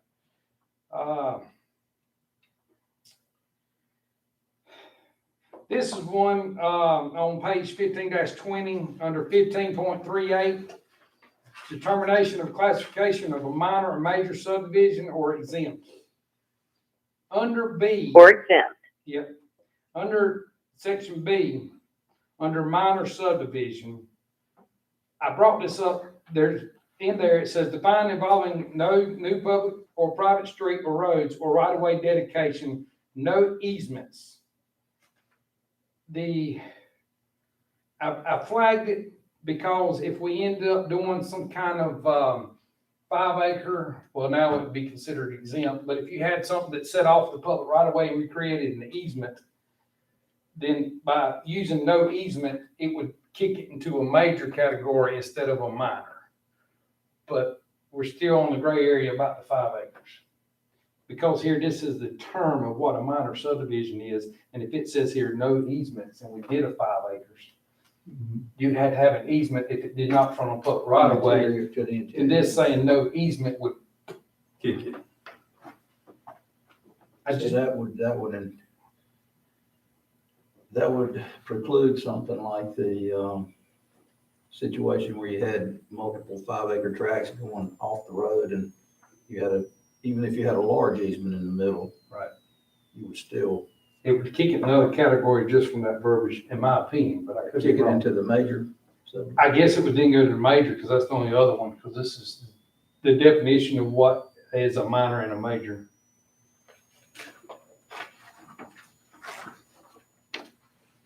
So you're suggesting we delete the word no easements from that paragraph if possible? Potentially, if we end up doing something like that, that if we subdivide something that creates an easement, and you and it has to have an easement for whatever reason, that's saying no Yeah. easement right there would, That would hamstring them, wouldn't it? it was just something I saw on there that called that would need to do. I don't know whether she's listening to you or not. She's caught up in me. I'll comment later. Probably want to smoke a cigarette. I know I'm giving She her a probably workout. needs one. Um, I forgot we won.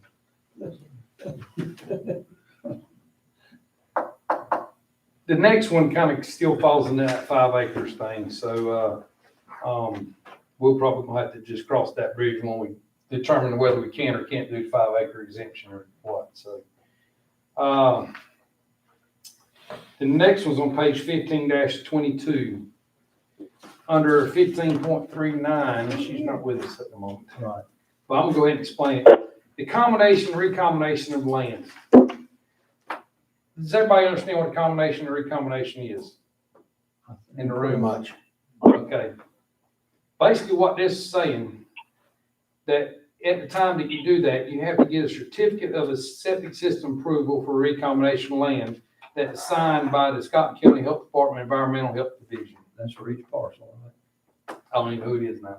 No, but I mean, if you've got more than one parcel, you gotta get approval from both, right?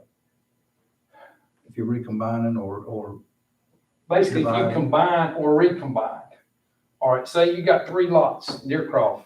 You got a house on the outer 2 lots, and then in between the house is a vacant lot. All right, the 2 owners come together and decide to buy that middle lot, but they're gonna split it in half, and Right. then they're gonna combine that half to the other lot. Mhm. Well, anytime you combine or recombine the land, it's saying that you have to have a septic system approval from the Scott County Health Department. But in this You case, wouldn't need it for that. but the way I understand this, you still would have to make them review this. And I'm just saying, nothing against the health department, but I'm sure they don't want any more work on them than they probably already have. And then to something like this, it's just that simple. Why go through that headache? If a septic system is gonna be needed. But the Right. septic system won't be in this case. That's what I'm saying. Correct. If you added that phrase. Right. And that's actually gonna reduce the number of lots. Right.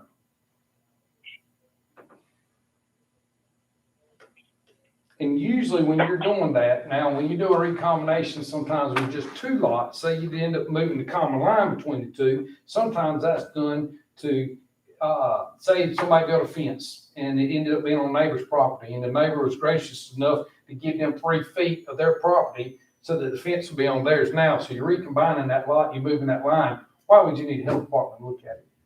Or somebody- Not every time you do this is it to build a house. A lot of this stuff to me is being driven by, oh, you're gonna build a house there. No, not all cases. When this happens, do you build a house there? Does that say shall or should? I didn't- Why? Okay, I disagree. I completely disagree. This is exactly what we were discussing earlier.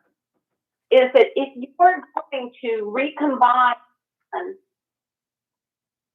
or recombine, you can't do anything that is going to jeopardize the ability of either of the resulting, or however many resulting lots there are, to have at waste disposal. And that's all that this is saying, is that needs to be run by the health department. Did you hear his example, Gene?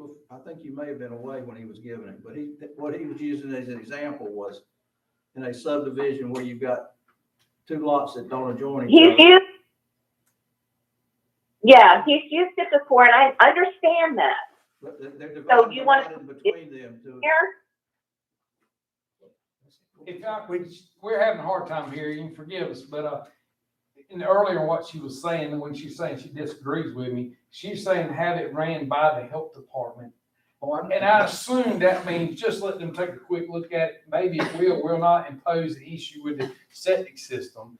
But I'm just seeing it as one more step in the process that's gonna. But your scenario, the 2 half lots are gonna be merged into the lots they abut, right? So they're gonna get larger. Right. Only when you move like a common line between 2 lots where one's actually gonna get smaller and one's gonna get larger. But you're only gonna be able to move that line if the lot that's getting smaller still meets the minimum lot size requirement. But then your health department don't do anything without you apply for a permit. But if you're gonna build an addition, then I think you need to go to, when you go get a permit, then I think the health department needs to step in and make Well, sure. that you're wasn't in accurate. your initial scenario. I That's agree why I with had you, the but question she about thinks it needs to be run by the health department in every situation, I guess, to see if it's impacted. And a lot of times, at some point in time, it could, but most cases it It's up doesn't. to you all. It's what? You know what my recommendation is. It's up to you all to decide what you want, county. So I know that scenario. tell me what you, I mean, this, the two property owners split a lot that was between them. And You got one in our neighborhood right now where somebody built a shed on somebody else's property and you moving the lot. Well, they weren't doing anything other than just splitting the lot Yeah. between them to protect themselves. I would say if septic is needed. I mean, you wound up with 2 lots instead of 3 in that Yeah. scenario. Well, let me read it. I was just trying to take one thing off of them. That's one more step that would have to be done, and God knows, they're busy as everybody else. That could take a week or two for them to review on something that wouldn't even affect them, but they'd have to sign off. Yeah, I mean, this may be something they could do in-house, but yet it's just one more hoop to jump through when most of the time I don't, but,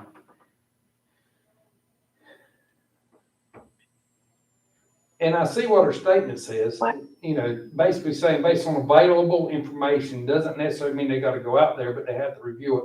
This proposal does not appear to adversely affect the suitability of the lots for, improvement, permit, installation, maintenance, or repair existing wastewater system. So they don't have to go out there. No, but it was just one more step. I think in most cases, it's not needed.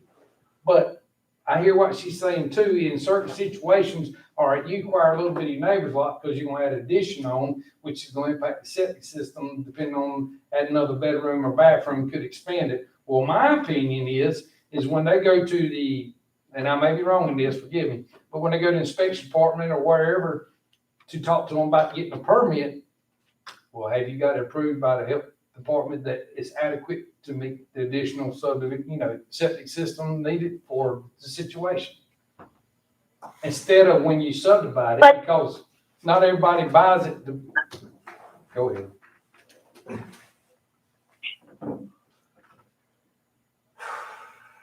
I'm just,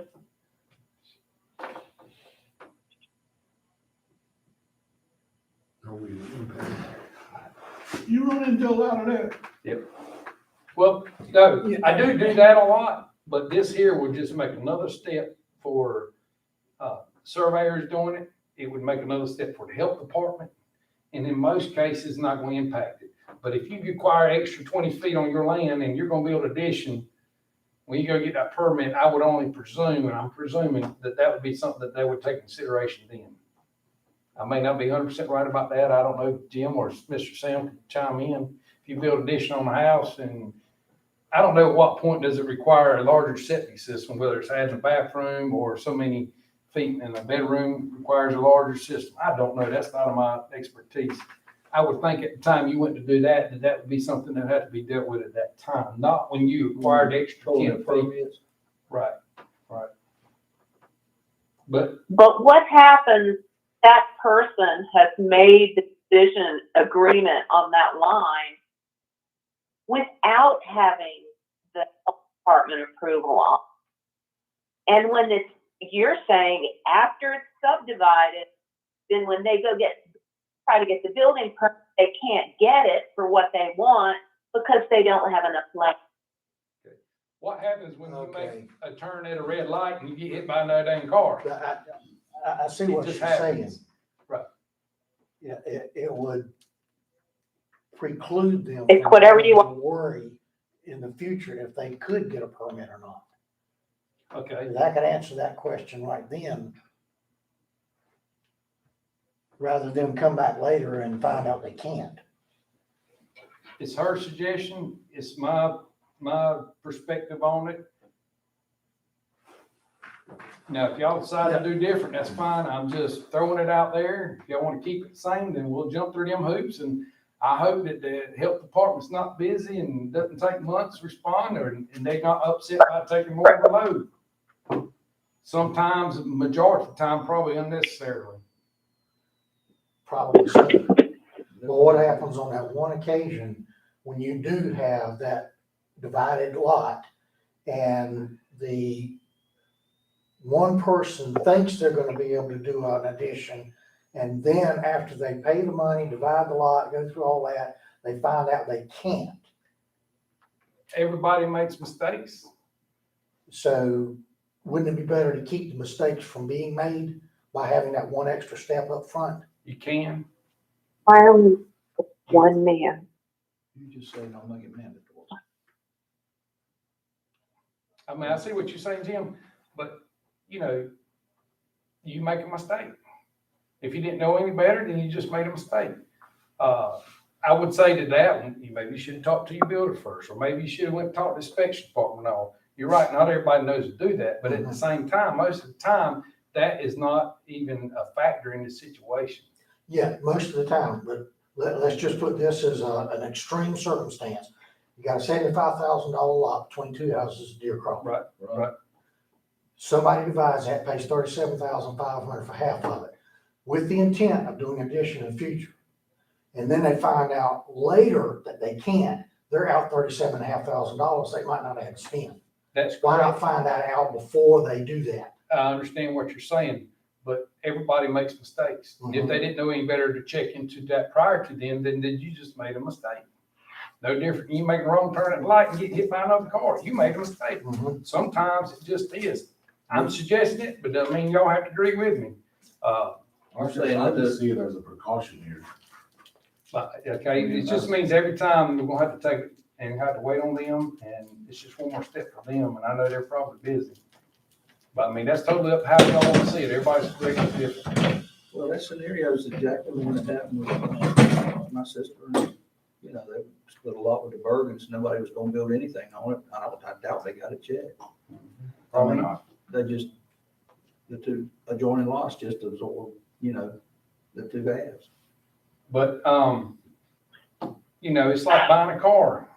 You can go there and not look at it and just buy the thing and take off, a used car. Or you can go there and you analyze and, you know, what happened, why this happened, and do your homework before you make your purchase. Here, it just takes it to where, a simple situation and complicates it more and makes it a little more work. Well, you also have to understand people like us that are in circumstances that we understand that the average homeowner has no idea. Right. And they're not gonna know how to look that stuff up or even ask the questions. And Okay. you see it on a daily basis. I see it on a daily basis. I had a young lady that bought a house and she couldn't figure out how to turn a shower on. It's one of those pieces that you push down on it. Now, she should have researched it, probably, but she called me. I would rather pay the cost of that permit than lose $37,000. I hear divisiveness in the board. I think we should leave it as it is and move on. I mean, I'm not arguing what y'all saying. I'm not disagreeing with that totally. I'm just saying on I hear average, you. it probably does not, but We hear anyway. I got one thing before we move. Is there any way that you can, make that septic tank a little bit bigger and just go on? Guess you need to talk to the health department or septic tank It's installer only or one somebody. size now, 1,000 gallon. One You can size. get a 900 gallon, now you can't get anything less than 1,000 gallon. Well, 1,000 should pick up all that. Yeah, but if you got an existing house that were built 20 years ago, that may not Oh, have yeah. 1,000. That's why I was saying make it a little bigger. Okay, well, I mean, that's something we can definitely discuss, but, Move on, John. yeah, all righty. Planning board.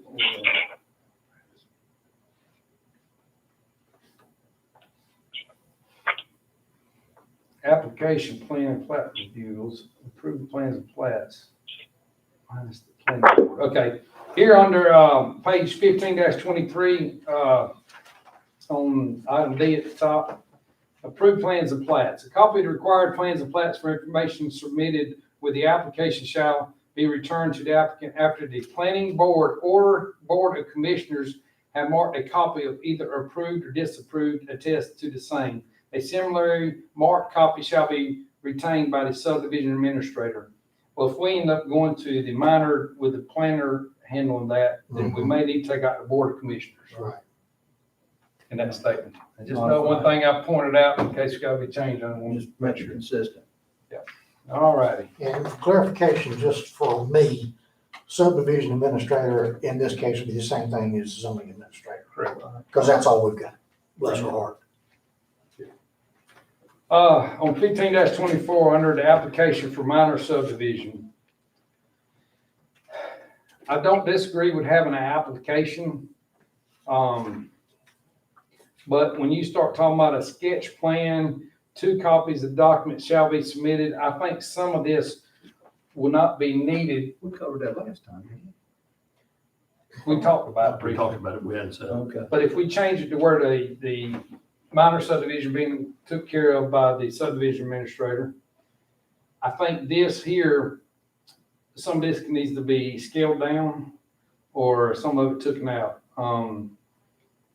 She talking about having 2 copies and all. Basically, Brooke, if you agree with me at this point, we already know we can do the division. We're bringing a map for preliminary review prior to signing it. I don't, 1 copy I would think would be enough since it's not going before the board. Do you need 2 copies or 1? I don't keep any right now. I mean, This his is question is, do you want This to actually- submit 2 copies or 1? One is fine. an application for minor subdivision plat review shall be submitted by filing a copy of the application. If y'all want to create an application for someone to fill out to do a minor subdivision, that's totally up to y'all in the county. I think that's already in the documents that Gene submitted. Yeah, yeah. So Approved by, and then subdivision application. The application, not just saying it's approved by the county commissioners. I see Are you 2 saying copies the of, form has to be approved by the commissioner? it's just saying here the format that is decided upon is, but by the county commissioners, but I don't have it. They're gonna delegate that to her. That don't bother me. I'm But good with the that. other thing about it, everything on that form that she gives us is gonna be on that map. I agree with you there too, but I'm not gonna argue with what they wanna do about some form. I just, out of my control. Well, you work really well with her, don't you? Yeah, yeah. And I mean, others, and basically what happens, guys, is if you're wanting to subdivide a property and you go to a surveyor or they go to Brooke, they're gonna show you something, or if not, you ask them to show you what their idea is if you don't understand it. And we're pretty much gonna be able to decipher whether that's gonna be a minor subdivision, it would be approved. And then at that point, and a lot of times if I question, you'll talk to subdivision administrator, if they say that it can be done, then we'll start the process. This is kind of at the point in which, in my opinion, it's at the point in which the map's basically prepared to be recorded. She gets the opportunity to review it. Based on this, says you're required to give her something preliminary to review to go before final. I do it anyway, and I hope most people do, just because I don't want to get there and I miss something, or she says, well, where's that? No, okay, you're right, we need to add that, and just missed it. It's just a good thing to review. Do you But want a it's- more informal process, is that what you're saying? Well, this is, I mean, I guess, I would like to get her opinion, but in this situation, I don't know. we need that. Well, I would love to have it. I just don't know if she has the opportunity to make a comment, but, I just thought maybe 1 copy to her for review. 2 copies would be great if we were going to the planning board every time to review it, so we could pass it around and such. That's kind of what that's for. But if the subdivision administrator is going to handle it, I think 1 copy. is You're just fine. talking about the initial plat for submittal for No, application. That's what she said. that's not. What's that for then? Every county jurisdiction should be keeping a record of every subdivision that is made in the planning office. So when 2 copies are required, that's 1 copy for the planning person to keep and file, and that's another copy to get back to you. This is called a sketch plan, so it's not the final map. Under here is by a sketch plan with the application. Mhm. So it's kind of like a preliminary plat, in my opinion, not the final. I see what you're saying about a final. If you want them to keep copies so they have it in their own records, that's what county wants to do, fine. That's kind of gets out of. You're recording it anyway, right? Exactly. Right. So all she's got to do is pull it up on the Register of Deeds website. But this here is the application for minor subdivision. So this is kind of like at a sketch, a preliminary status, not the final. I know it, I That's understand. correct. Right. So why would she want to keep something that's not official yet? I would think they would want a copy that was final recorded versus a sketch, a proposed, a preliminary, something that has not been finalized and recorded? I can see one reason. Because to that's keep a the sketch, part of the to make record. sure that it's a reference against the final, when it comes through, to make sure that whoever's asking for the application has to make a major change. I'm not saying not do it, I was just saying most of the time, she's got to review the final anyway, and to look at it and see, and if it's different, I mean, that may Before be, you record it. right, But she's got to sign off as map officer, right? before I record the final one, correct, yeah, because there'll be a certificate on the plat that she has to sign as a subdivision administrator prior to getting it recorded. Have you run up against a problem with anybody coming to you and then changing and coming back?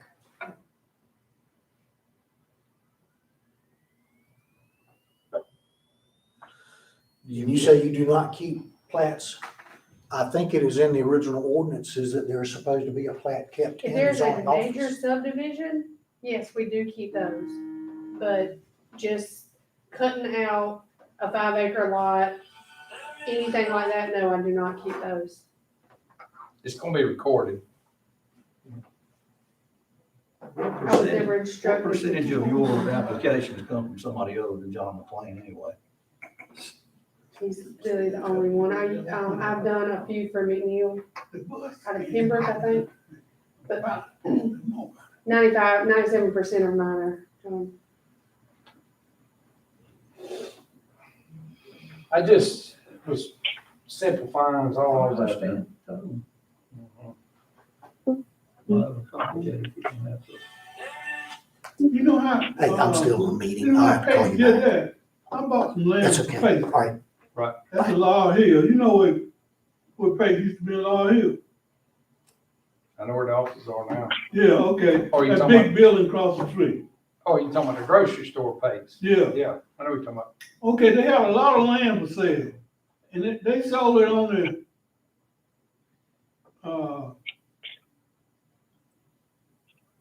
the highway. You know, then you had, you bought a lot, and you know, and it goes back, and you got plenty of room back there to do what you need to do. Right. They broke them in lots like that. You could buy 2 or 3 and keep going. Well, things were done a little different way back when. Sometimes they would have like a preliminary plat of lots. And then if you came up and bought 4, now it's back in the day, probably Sam's time, then they would do a survey them 4 outs and do a mix of bounds and a legal description then, but have a preliminary map for you to review and give you these options. But anyway, going on to the minor subdivision sketch plan. Prior to the submission of the final plat, the subdivider shall submit to the administrator 5 copies of the sketch plan and proposed subdivision containing the following information.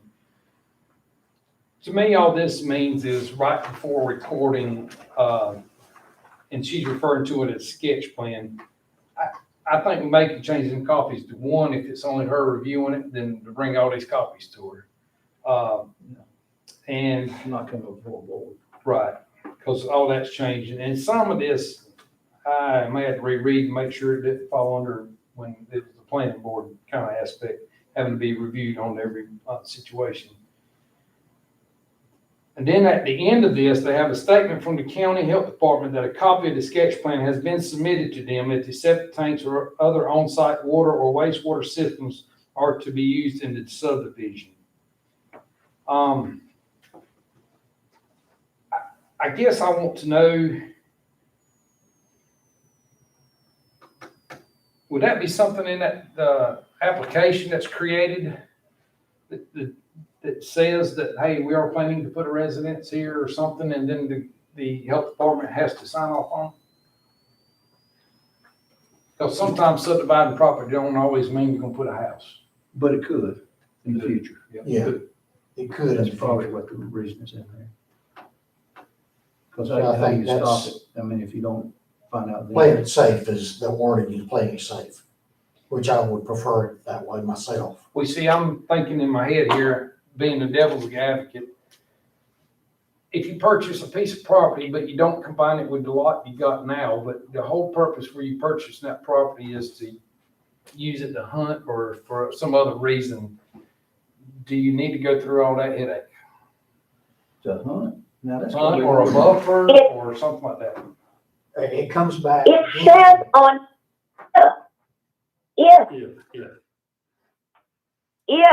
Okay, septic tanks or other site water or wastewater systems will be used. If not, then this isn't required. okay. How do you know if? Is it on the application that they are gonna put a house, or do I sit there and put it on my map? The owners at this time are not wishing to put anything that requires a septic system. If is great, but Letter D, John, says that, it says the existing, it says that you have to regulate. and that's something else too. Never have I ever had to put on the map what the existing and proposed use of the land is going to be. I think that would be something which should be done in the application. I mean, it's just not one of the mapping requirements. What's the future use gonna be of the land, and you put it on the map? What if you die tomorrow, your children pick it up and they don't want to put that building that Daddy wanted to put on there? Why, why would you put that on a map? I've never in my career ever had to put on there what the intent of the use of the property was. I'm not even arguing anymore. I'm just saying, maybe that's something you can put on an application if you want to. But you ever seen a map where somebody said, oh, I'm gonna build a house here, or I'm not gonna build a house, or? No, but now, you're okay with leaving the application? That's fine with me. That's I thought their you wanted to headache, take not that- ours. I thought you wanted to take the application. No, out of the no, process. no, that's their headache, not mine, or ours, in my opinion. That's something the county chooses to do, then, yeah, that's just is, I mean, that's between the commissioners and the planner, I guess. So you're saying that letter D should be on the application instead of on the. To me, yeah, Yeah, it's kind of my opinion. I don't see that it have to be duplicated in numerous locations. Yeah. If it's in a central location, it can be found. I just never seen that on any map ever. If you go get a building permit, they're gonna say you're gonna put a house or a mobile home on it. And then at that time, you're gonna know whether or not you need a septic system or not need a septic system. People buy lots all day long, never to build on it. Why should I have to put it on there and say that you're not gonna build a house? But what happens when you turn around and do have to build a house? Well, you didn't get the septic inspected by the health department to see if it's perk. Must have somebody bought 2 lots specifically to keep people from building. Right. So I just don't agree with it. But if y'all choose to want to keep it, then that's fine. That's what we're here for. Person of experience, is there a specific reason why that information would benefit everybody by leaving it on the map, Gene? Public sees the map, they don't see the application. Are you on section 15.47? Yeah. Yes. Okay, that's a sketch plan. That's not the final plat. Right. So, That's a sketch plan. so the final plat, I can take that off then. Or I Whatever can you look- want, Okay, whatever you want. I just- as long as it's recorded somewhere. I need to double check if, under the checklist for, the subdivisions, that maybe not, now may not be the time, but that's something I could look into. Cause I don't remember exactly where they are right off the top of my head. Here we go. Table 15-1 on 15-38 page. Final plat for minor subdivision.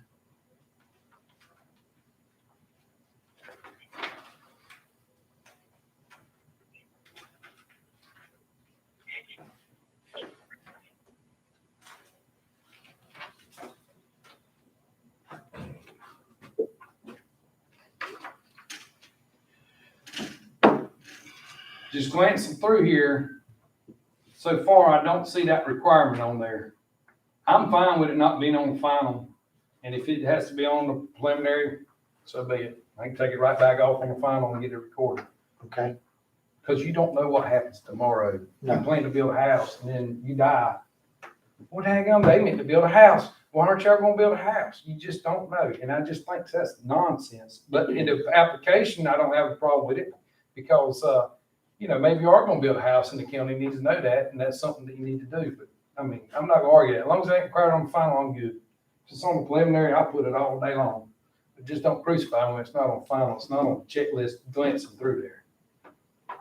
So what is the difference between, on the table here, property designation and location? What page was that? 15-38. That's like it's the information requirements for plats. It's kind of like, to me, like a checklist.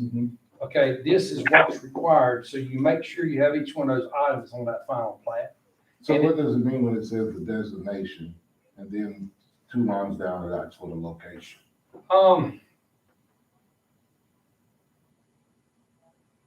Is the designation the name? I'm thinking it's in the title block. I don't know, let's ask the one who prepared this exactly what that is to be. What's the difference? What is the property designation versus the location? And the reason why I'm asking, I'm just. It kind of sounds like the same thing. Right, but you just, could you say, well, future home sites or something like that? That's what's the distinguishing difference between those? She wrote it.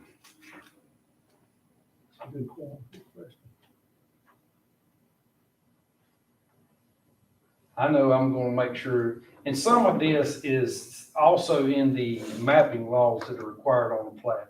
So some of this kind of coincide, Okay, I was just trying to. She can, she wrote it, if she has an answer for you, I don't know. She must not hear you. Gene, did you hear the question? No, I did not. What is property designation? On 15-38, the checklist.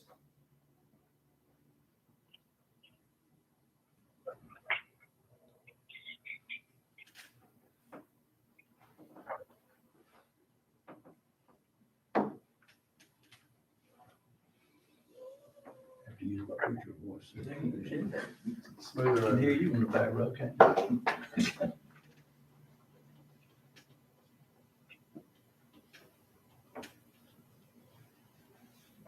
You got much less. 15.38, The table on 15-38. What's the difference between property designation and name of owner and location?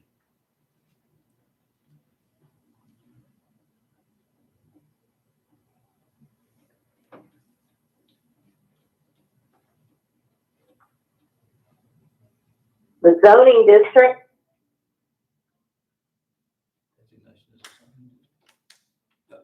Okay, So the designation is the zoning, and the location would be the address.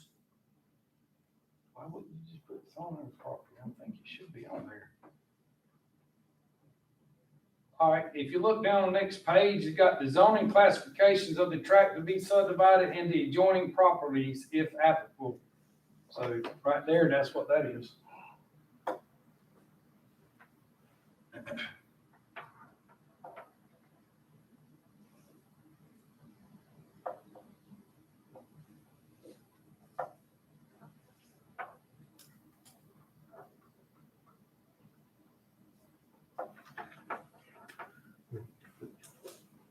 Okay, can we move on? Okay.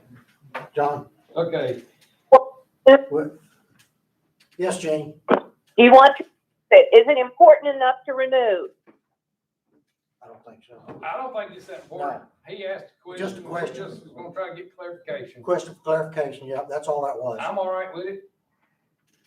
All right, on 15-24, I think, in the bottom paragraph, action or minor subdivision sketch plan. Sketch plan shall be submitted at least 10 working days prior to the planning board meeting at which it will be reviewed.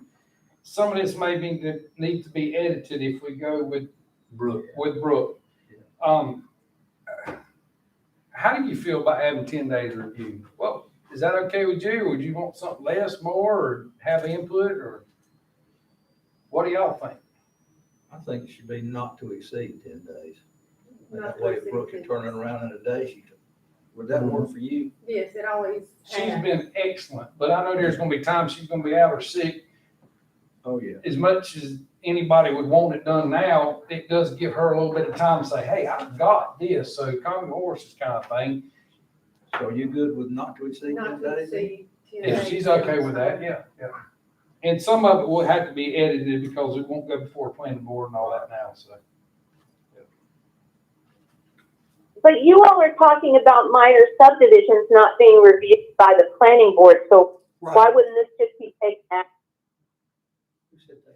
I'm not saying that, some of it needs to be edited and some of it needs to be removed, like the planning board shall review the sketch plan, that needs to be removed.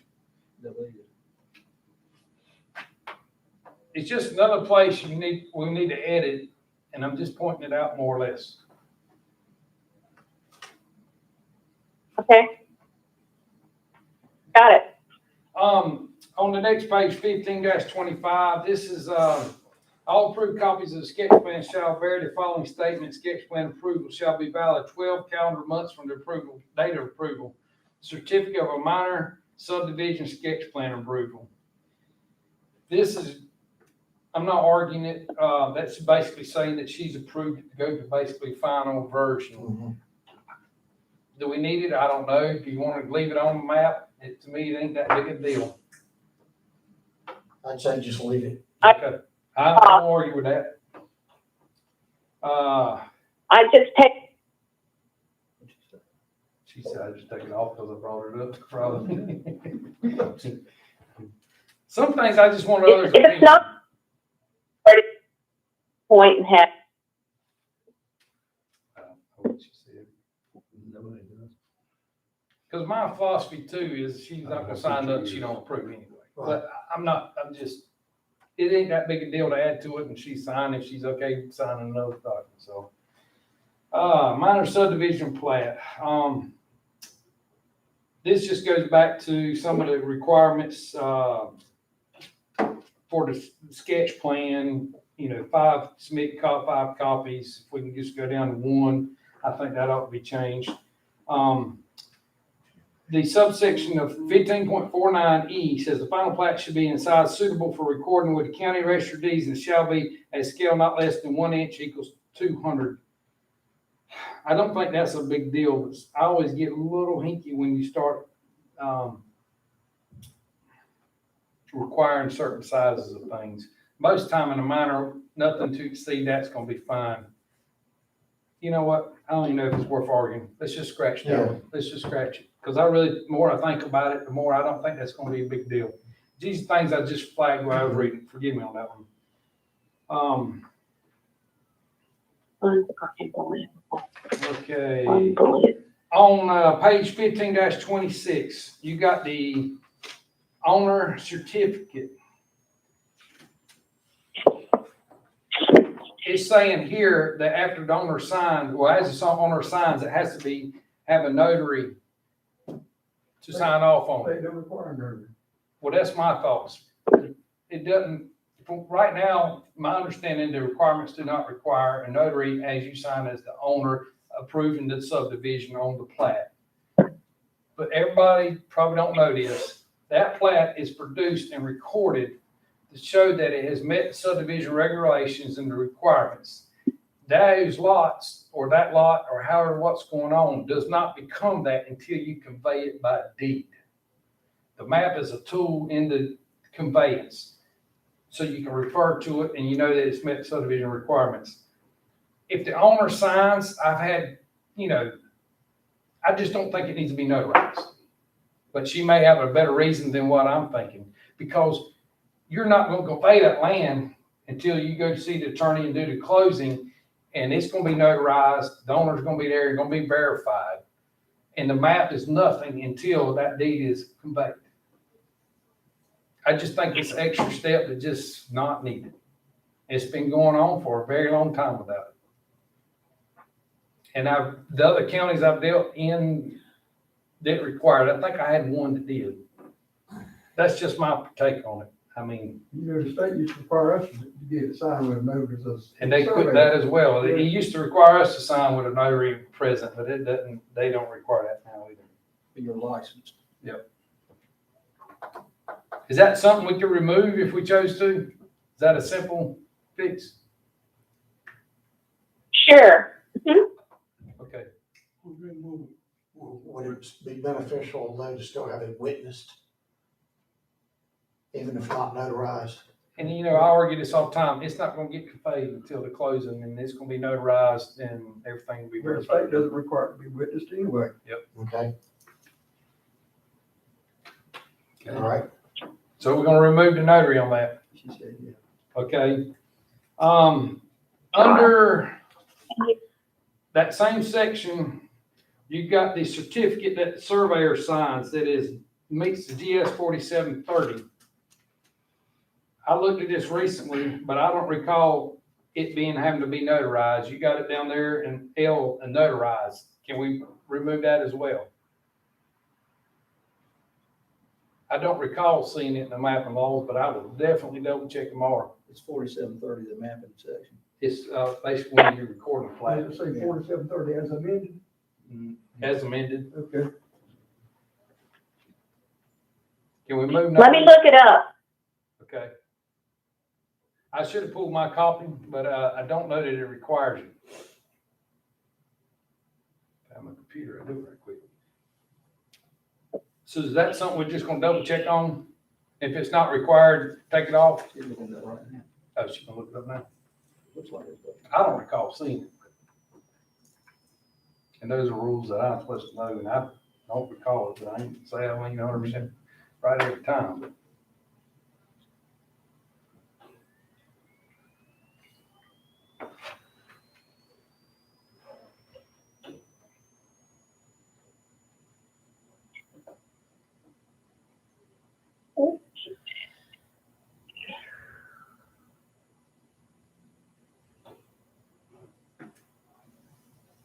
It does not require, I was praying to God I didn't make a mistake. Because I made a lot of them if that was the case. All right, so we're gonna remove the notarized. The registration number in there, it's in the seal and everywhere else. And it's not, we're PLS, not a RLS anymore. So can we remove the registration number? What is that supposed to be? Your license number? Yeah, but it's your PLS. They used to be RLS, Registered Land Surveyors, and you had a registered number. Now it's a license number. PLS. But in your seal, it has the number. And so you actually have And your to, seal has to be official. because it says official seal or stamp. We actually have a stamp, So it's in that. and it's in that. It's just one more hoop. It's not needed. Can we remove K and L in? Okay, great. Y'all agree? Mhm. Make it simple. This is fine with you. I hope we don't get somebody from out of county who's dishonest, you know? Hey, I'm just here with the opportunity to make See the what I'm saying? changes, you know? This is the opportunity. I think we got the fox in the hen house here. There you go. Yeah. that's not,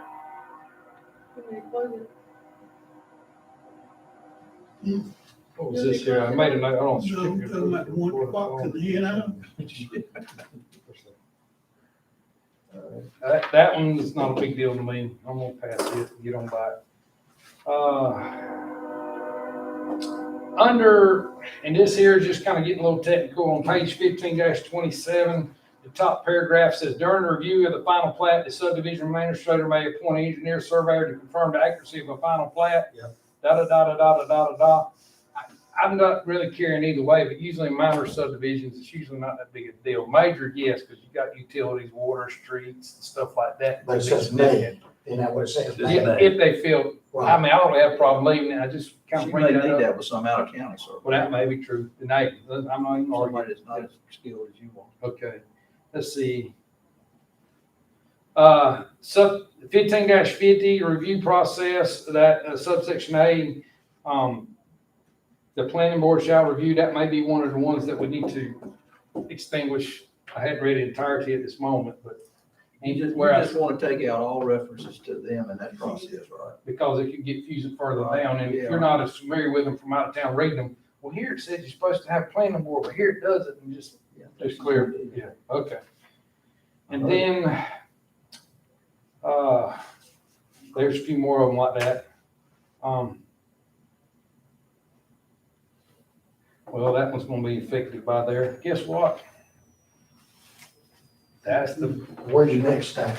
I didn't tear the major apart. I do want to read it more, so the minor is what I'm concerned with, but, I think most of the major is more legislated than the minor is. I think so, and a lot of times, a lot of that stuff is kind of cookie cutter as well in the sense of what's Yeah. required, because you got roads, utilities, big things that impact the public, not just Joe Blow. I hear what John said. Gene, you ready to shoot us all yet? Oh. Or shoot John, excuse Now, me. that's just in the subdivision requirements sections. I've got one proposal I want to talk about.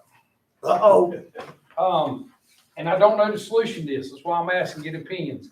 Probably the most common thing that I run into is you have, a parent who has 3 acres. They got an odd shaped piece of property, but they have 3, 4, 5 acres. The actual property may only touch the road right away by like 80, 90, 100 feet. Meets the minimum lot width, but they have 3, 4, 5 acres in an oddly shaped property. Well, you have a house at the front that the mother lives in, and the child wants to put a house at the rear to take care of the mother or the sick parent, whoever. I was wondering if there's any way, this is what I was talking about earlier, some kind of like family condition to where you still could subdivide, even though you don't front on the public right of way, but have like an easement of access of like 30 feet or something. Is that not one of the ones in the exemption? Maybe I need to reread that one. But I'm just trying to come up with something, because I run into this to a lot, where they got adequate room, they just don't have the road frontage. Right. But maybe where you could actually subdivide the property in the rear, cut like an acre, acre and a half off, and serve it by an easement. And then maybe have a stipulation there, only one dwelling can be served by this easement, and only this time can this be subdivided, no more after this, since it doesn't front on the public right of way. Because most of the time when you do that, you're only talking 100, 200 foot, 300 foot tops travel way for a single family to access through a parent or family property. So it's not like a quarter mile off the road where a merchant vehicle's trying to get to it. You know what I'm saying? So you thinking about the 2 acre, are you thinking about the 2 acre situation?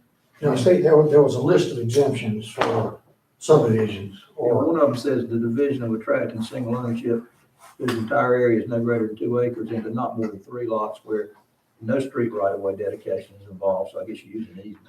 And where resultant lots are equal to or exceed the standards of local government as shown in subdivision. Is that the one you're saying? yeah. Well, Would that work? It could to a point, but what if you got 4 acres? Well, that's kind of, yeah. See, She said a family exception. she said we'd have to have a local act to bulk that up, Okay, 5 instead of Yeah. 2. or whatever. So if it doesn't exceed 2 acres in total, and then we want to subdivide, then we can do it with an easement at the back. Is that No more how I lots. understand it? And you're not That's the way I funding, read it. and you're not funding on public right of way. Mhm. But that one right there, I need to understand in great detail, because that is. The gonna front of the lot does touch the right of way though, be- Right, Yeah. but if you cut a lot out in the rear, it's not Yeah. gonna touch the right of way, so you put an easement. But I Yeah. think we need to designate a minimum easement width. Well, how do you, if it's exempt, how do you do that? How do you have the authority to? Well, we may not. I'm just saying that would be a good idea, Well, at least. it's probably a good idea. But there again, protecting the citizens, y'all want to do that early with the other things, so here's another prime example. Well, But let me put a 5-foot easement in there. It's gonna be wide enough to get a car down. I mean, I totally agree with what you're Right. saying, but the problem is that under the definition, there is no authority to Mhm. impose a restriction Mhm. because it's exempt. So being exempt, do you actually even have to put an easement? Me and you know, yes, you need one, because if you're doing financing or sell the property, anything else, you need it right away to it. Oh, I thought you were gonna say something. Do you have a take on that? I think most people buying the back lot are gonna want access. I agree I with think you. that's a But you know how many times I get called, well, I got a road all the way to it, but you don't have access to that road. Dedicated. I got a guy wanting to cut off a place for a house. It says 5 acres or greater exempted. They want to do an easement to the property line of your grandfather's. Well, then I looked it up and realized he's 2 tracks away from the road and he doesn't have a, easement recorded Yeah. in his deed. So legally, he doesn't have legal access. Well, we got a road all the way there. Well, you want to go to court to argue whether or not that's your road to use because it's on someone else's property. You know, you don't have an actual easement. And protecting the citizens would be put an easement in, just as y'all want to when you do a little simple recombination or something, you want the health department to review it. It's a great idea, but no authority to do it. Well, I was, so we can cut lots off with no access to it technically. Is that how you see got it? somebody that's willing to buy. But there you go again. That may If take you some got more somebody- research. If you got somebody willing to buy it, not knowing really you need an easement, we go right back to your whether land will perk and everything else. So now the tables are turned. So Well, if they get you as a surveyor, you're gonna tell them to get an easement. I'm your attorney, I'm gonna tell them to get an easement.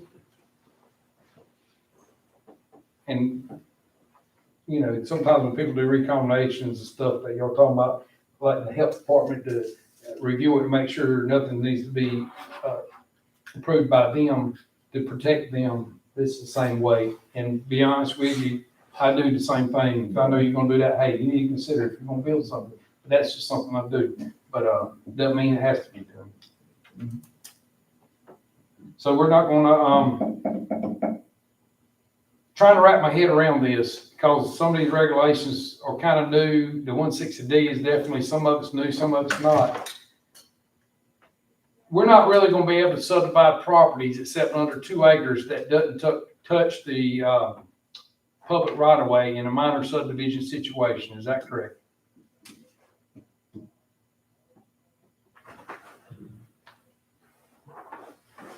Did you get that, Jane? Yes, but I didn't realize the question was directed at me. Okay, John, can you state that again? Basically, now I'm so tired. I'm trying to remember what my words were now. Basically, subdividing the property in 2 acres or less, we'll be able to do it even though it doesn't front on a public right of way based on this new ordinance. Is that correct? On what we just discussed. You're talking about dividing out one property that doesn't have access. Right. Because as me and Ed sit here and talk, if you're not required an easement and you're not on the public right of way, but, or yet are we still able to subdivide it? Now, we don't because you don't have public right of way. It's exempt from the subdivision regulations. Well, I want to make sure I understand that correctly. Well, that's what it is. The person that bought the piece in the back could sue the one in the front for landlocking. To me, you're landlocking if you don't put an easement in there. That's what I said, they could sue them for landlocking. You can't Did go you hear out that, no Gene? way. Okay, All lots are gonna front on a public street. well, that's what my thoughts are, but y'all were talking about this exemption under 2 acres, you can create up to 3 lots. But you don't have any option of putting an easement there or regulating one. So to me, that means it doesn't have to front on the public right of way. Well, does the lot in the back, is it equal to or exceeding the standards of local government if it doesn't? That's basically what the minimum lot size requirement. I don't know. It just says equal to or exceed the standards of local government. I'm just asking because that's the way it is. I just want to make sure I know what my head clearly. How many of those do you have? I do this, not necessarily behind the house a lot, because right now, my understanding is you can't basically subdivide the property unless it's greater than 5 acres. You only can subdivide if you're on public right of way or fronting on public right of way. If you say cut a piece of property that doesn't front on the public right of way and is not minimum 80 foot in width, you have to have an easement, but it has to be greater than 5.01 because then it's exempt by the local ordinance. Throwing too many numbers at me here. I know, forgive me, I'm used to it every day. So right now, basically as it stands, if you want to subdivide a piece of property off, you basically gonna have to front on the public right of way. That's any DOT maintained road, because it's designated public. So that, and you have to have a minimum lot size of 80 feet, depending on whether you have water or not. So basically, you're. Not if you, I'm sorry, go ahead. go ahead, Not if no, what? go ahead, I'm talking about currently, go ahead. I'm listening. is our understanding of it now.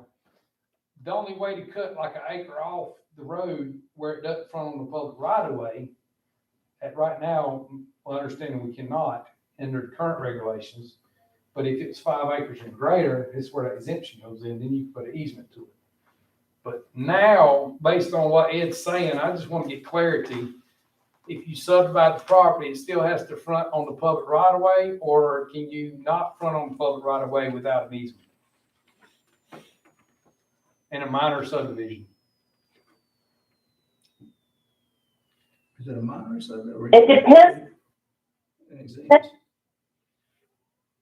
Go ahead. it depends on what you define as exempt from the subdivision regulations. Right. So that would be local standards. If it's exempt. I'm gonna go look at the definition and try to reread it, make some heads up. Those steps of exempt are set in 160D.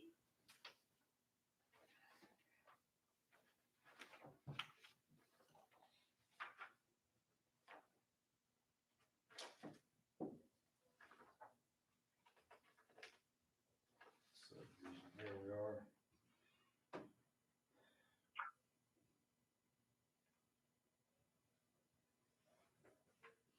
So basically, your subdivision, this definition is basically copying 160D's requirements, is that right? Or their Yes, definition? because that's what I was contracted to do, yes, Okay, yes. okay, I'm just making sure, because it's in blue, which is supposedly a suggestion, not law. Okay, just asking. Wow.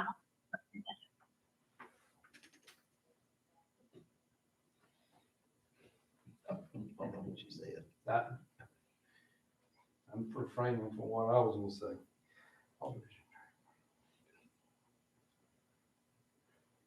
I'll read this over a little later. I'm getting, I think we're all getting a little tired. yeah, and it is what it is now. I mean, if she says that's actually 160D more or less, then there ain't gonna be a whole much you can do. So Yeah, I'll read through it, try to understand it better. I'm just trying to think for the future that I understand the laws and regulations more clearly.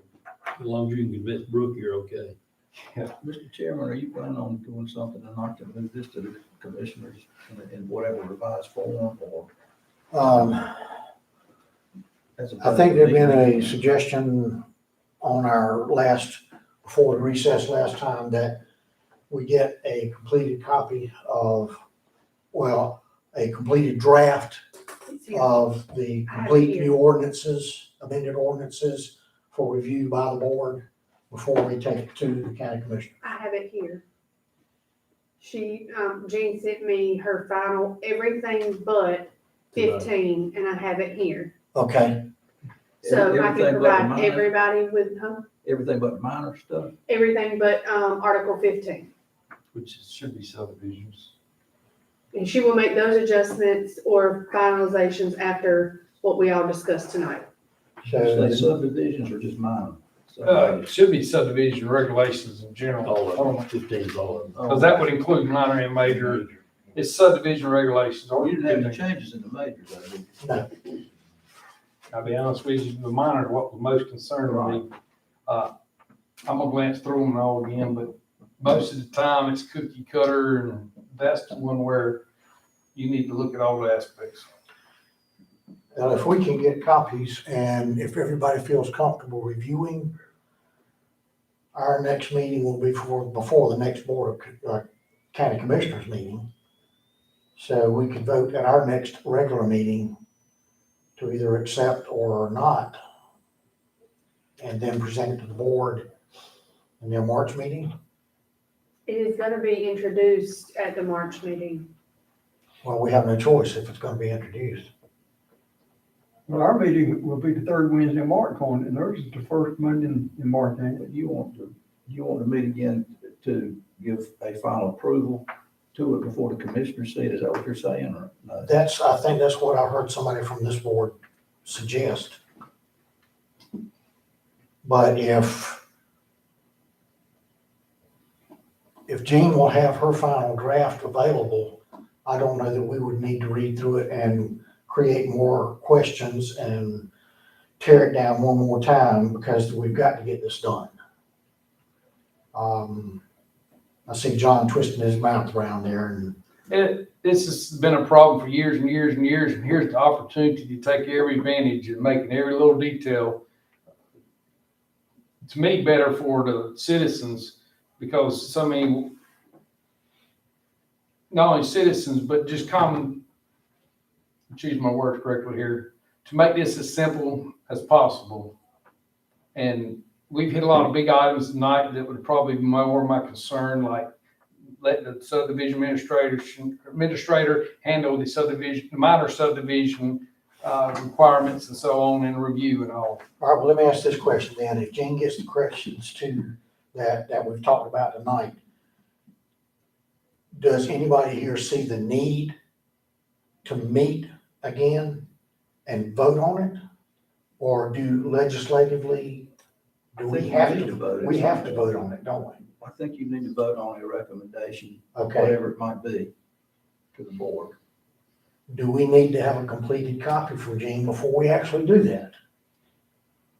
Well, Can we make a motion that upon completion, we make a motion to recommend that the completed version, the completed draft that incorporates the amendments that were incorporates the amendments? brought up tonight? Because the rest of it is the same as it was before, Yeah. right? This is only changes to the minor subdivision section. Mhm. So is that a motion that we could make, that upon completion of the minor subdivision, prior to this Board of County Commissioners meeting, that we can approve that here tonight without having it in our hands? I think you could accept a motion to approve the recommendation, or make a recommendation that the commissioners approve the draft, subject to it being modified with the things that you voted on tonight. All right, Now, somebody needs to review it and make sure they get I mean, I'm not saying she won't do it, but I mean, What if a mistake was made, well, and then that's we right. accept it with that mistake, and then we got a problem to fix again? let me ask another question then. Do we think anybody here is actually gonna take the opportunity to read through every page of that draft? I probably will. Oh, I know. You're talking about the minor subdivision Minor changes? Well, I'll probably read through the whole thing again. Are the commissioners planning on voting on something on May 7th, or just receiving the? It will be introduced on May 7th. Yeah, I was thinking they were gonna vote at the April meeting from our meeting the other day. They're meeting on May 22nd. That's when they're gonna vote, isn't it? They do their first vote on May 22nd. Yeah. And then they will vote again in April.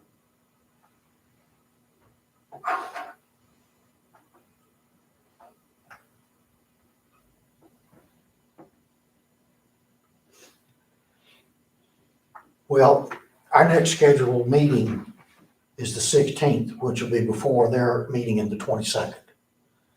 So I would recommend that we would all review everything until our next scheduled meeting, meet on the 16th, and vote at that time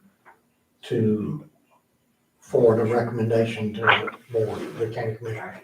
I think ideally, when these revisions are made to the minor subdivision portion of it, there needs to be probably what would be the proposed final version available for inspection. Right. As well in advance of the commissioners meeting as possible. I agree. And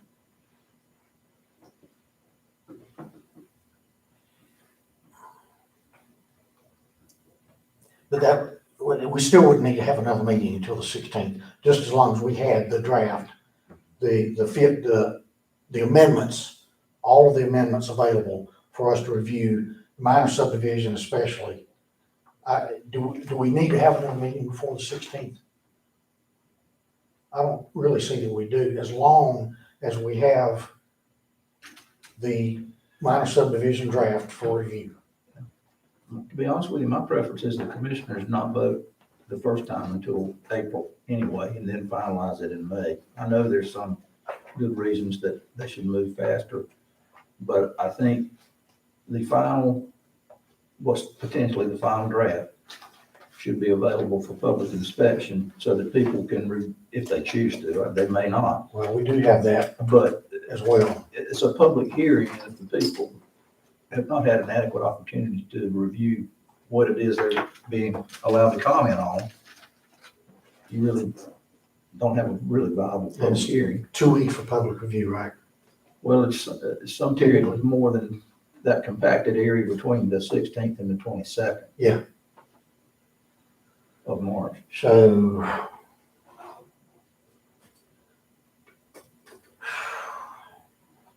thoughts? So that would, you know, if you had your meeting on the 16th and the final version was available then and you approved it then, and Commissioners still couldn't vote on it. well, they They're probably, gonna have their first vote March 22nd. Well, if we're gonna give a time for public comment, then we'll we'll have have a to. public hearing then. That is gonna be, on the 22nd, there's a public hearing, it's the budget meeting. Well, what we were just talking about is if we don't have the final suggested recommended until the 16th from this board, is the public gonna have an opportunity to review the documents in time? I mean, I don't think a lot of people will review it anyway, but the criticism is gonna be, how do we comment at a public hearing on something that we only had 5 days to review? Can we change our meeting date to the 9th? That's what I was gonna suggest, is we change the meeting date. But even then, it depends on how long that the public has to have a review period. Is it 10 business days or 10 calendar days? Or is it Well- worded as 2 weeks, or, and like If you you're said, talking it about the depends. 9th, the commissioners, The commissioners meeting is on the 7th. the second one you were talking about is the 22nd. 22nd. Yes, sir. That's a budget meeting now. Well, That's still not 10 business days. I think the answer to that is that they could always postpone, they could conduct a public hearing on the 22nd and not vote until April if they chose to, and the second time they could vote in May. That still gets you under the,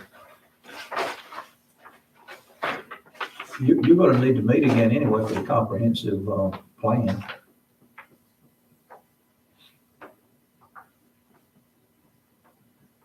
So am I hearing you say we don't need to move the meeting, or we do? Because it depends on what the county commissioners are I think doing. it would be preferable, because it gives people more time to review what is the proposed final recommendation. And Sam, your recommendation is the 9th. Yeah. And I would like to suggest if anyone could do it either the 7th or the 8th, to make sure we do, if it is 2 weeks, 10 business days. So would Is everybody, is So everybody, it's a Monday, and Correct. Yeah. commissioners are meeting that night, so I wouldn't be able to be here with you then. okay? Well, if we could do it on the 8th, that should be 10 business days. Can we do that? Is Gene gonna have everything to us by then? Good question. Jean has Yeah. everything to me right now. I can make copies for whoever needs a paper copy, or I can send it in multiple emails as she done to me today, as she promised to have it midweek. She's got his revisions from tonight in there too? No. No, she does No, not have no, that, okay. with the exception of 15, because we were working on it tonight. I didn't know whether she was computerizing that stuff. like that. Jane, would you be able to have chapter 15 revisions to us by the 7th of March? Yes. Sure. actually, we need them earlier than that though, for review. Whoever's- When do you want 'em? How quickly could you get them to us? I know we have pressured you, and I hate to ask more than what we've already asked, but You might need to find out when you're gonna get that comprehensive land use plan too.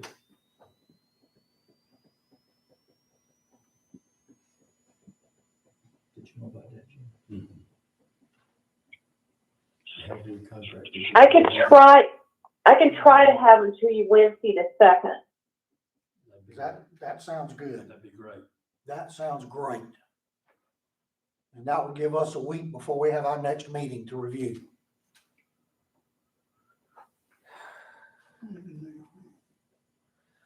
Okay, so we have a meeting at 5:30, On the, 8th. If you're going to do that, I would suggest that you recess rather than adjourn. So that Okay. the group doesn't have to re-advertise it. All right, Meeting's on the 8th, pardon me? meeting's on the 8th. Yes, Hey, good morning. and I know we had some other business to take care of tonight, but we will, put that business on the table. Okay.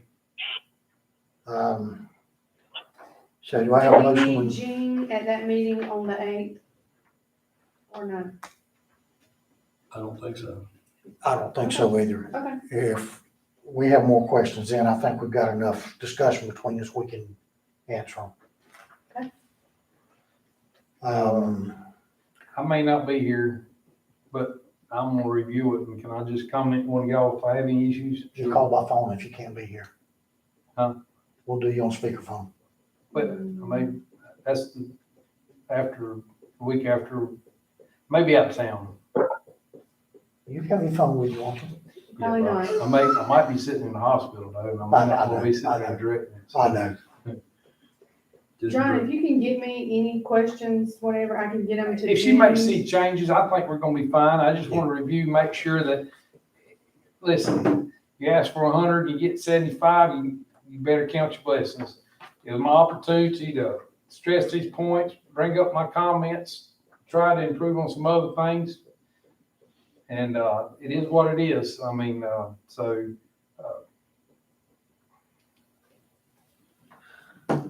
I made a good effort, and I'm happy with most of the decisions, so, as long as they get made in there, I mean, what more can you do? 160D, I think ties our hands more than I wish it did. And there's a lot of things in 160D, I just wish more input had got put into by other professions than. And lawyers. Yeah, larger. And that may have happened, and I wasn't aware of it, Yeah. I don't know. Some things in there I just don't agree with. Some of it you can tell, and it's just like y'all, my aspect of this is a daily basis for the most part, but y'all don't get it. And nobody cares, Until it happens to you. but I do because it affects what I do. I see what it does. There's some things I wish we could do, like some other counties had with some family exemptions or where you could have more flexibility in subdividing property in unique situations, but it's just getting day and time with the 160D, it's just not gonna happen. So, it is what it is now. Well, I think, John, as long as you're on the board needs to take this opportunity to take those discussions and one by one at different meetings, as they come up, maybe we can address each one of them, because I think that the individual experiences from different people, it's what we need here, especially like you and Sam from the industry. So, that's my opinion anyway. Oh, So, anything else? Do I have a motion to recess until 5:30, maybe 8th, Motion. 2nd, March. March 2nd? John made the motion, second. Second. 8. Sam, second. All in favor? Last time. What day is it? Tuesday. No, I'm talking about, is it March the 2nd or the 8th? It's the 8th. March 8th. Okay. Okay, y'all were saying second. I was about to say, wait a minute. All right, Sam made a motion. Who seconded? I did. Okay. Jim. All right, we'll move, we All right, Miss adjourn by Jane. acclamation. Thank you, Gene. Bye. Bye. Put this one back over here. No, I'm fine, thank you. No, just wet. I think I'm gonna go get something to eat. Something fix my throat. I'll tell you what, I got in the middle of something. I couldn't get away from it. Yeah, I was in, having technical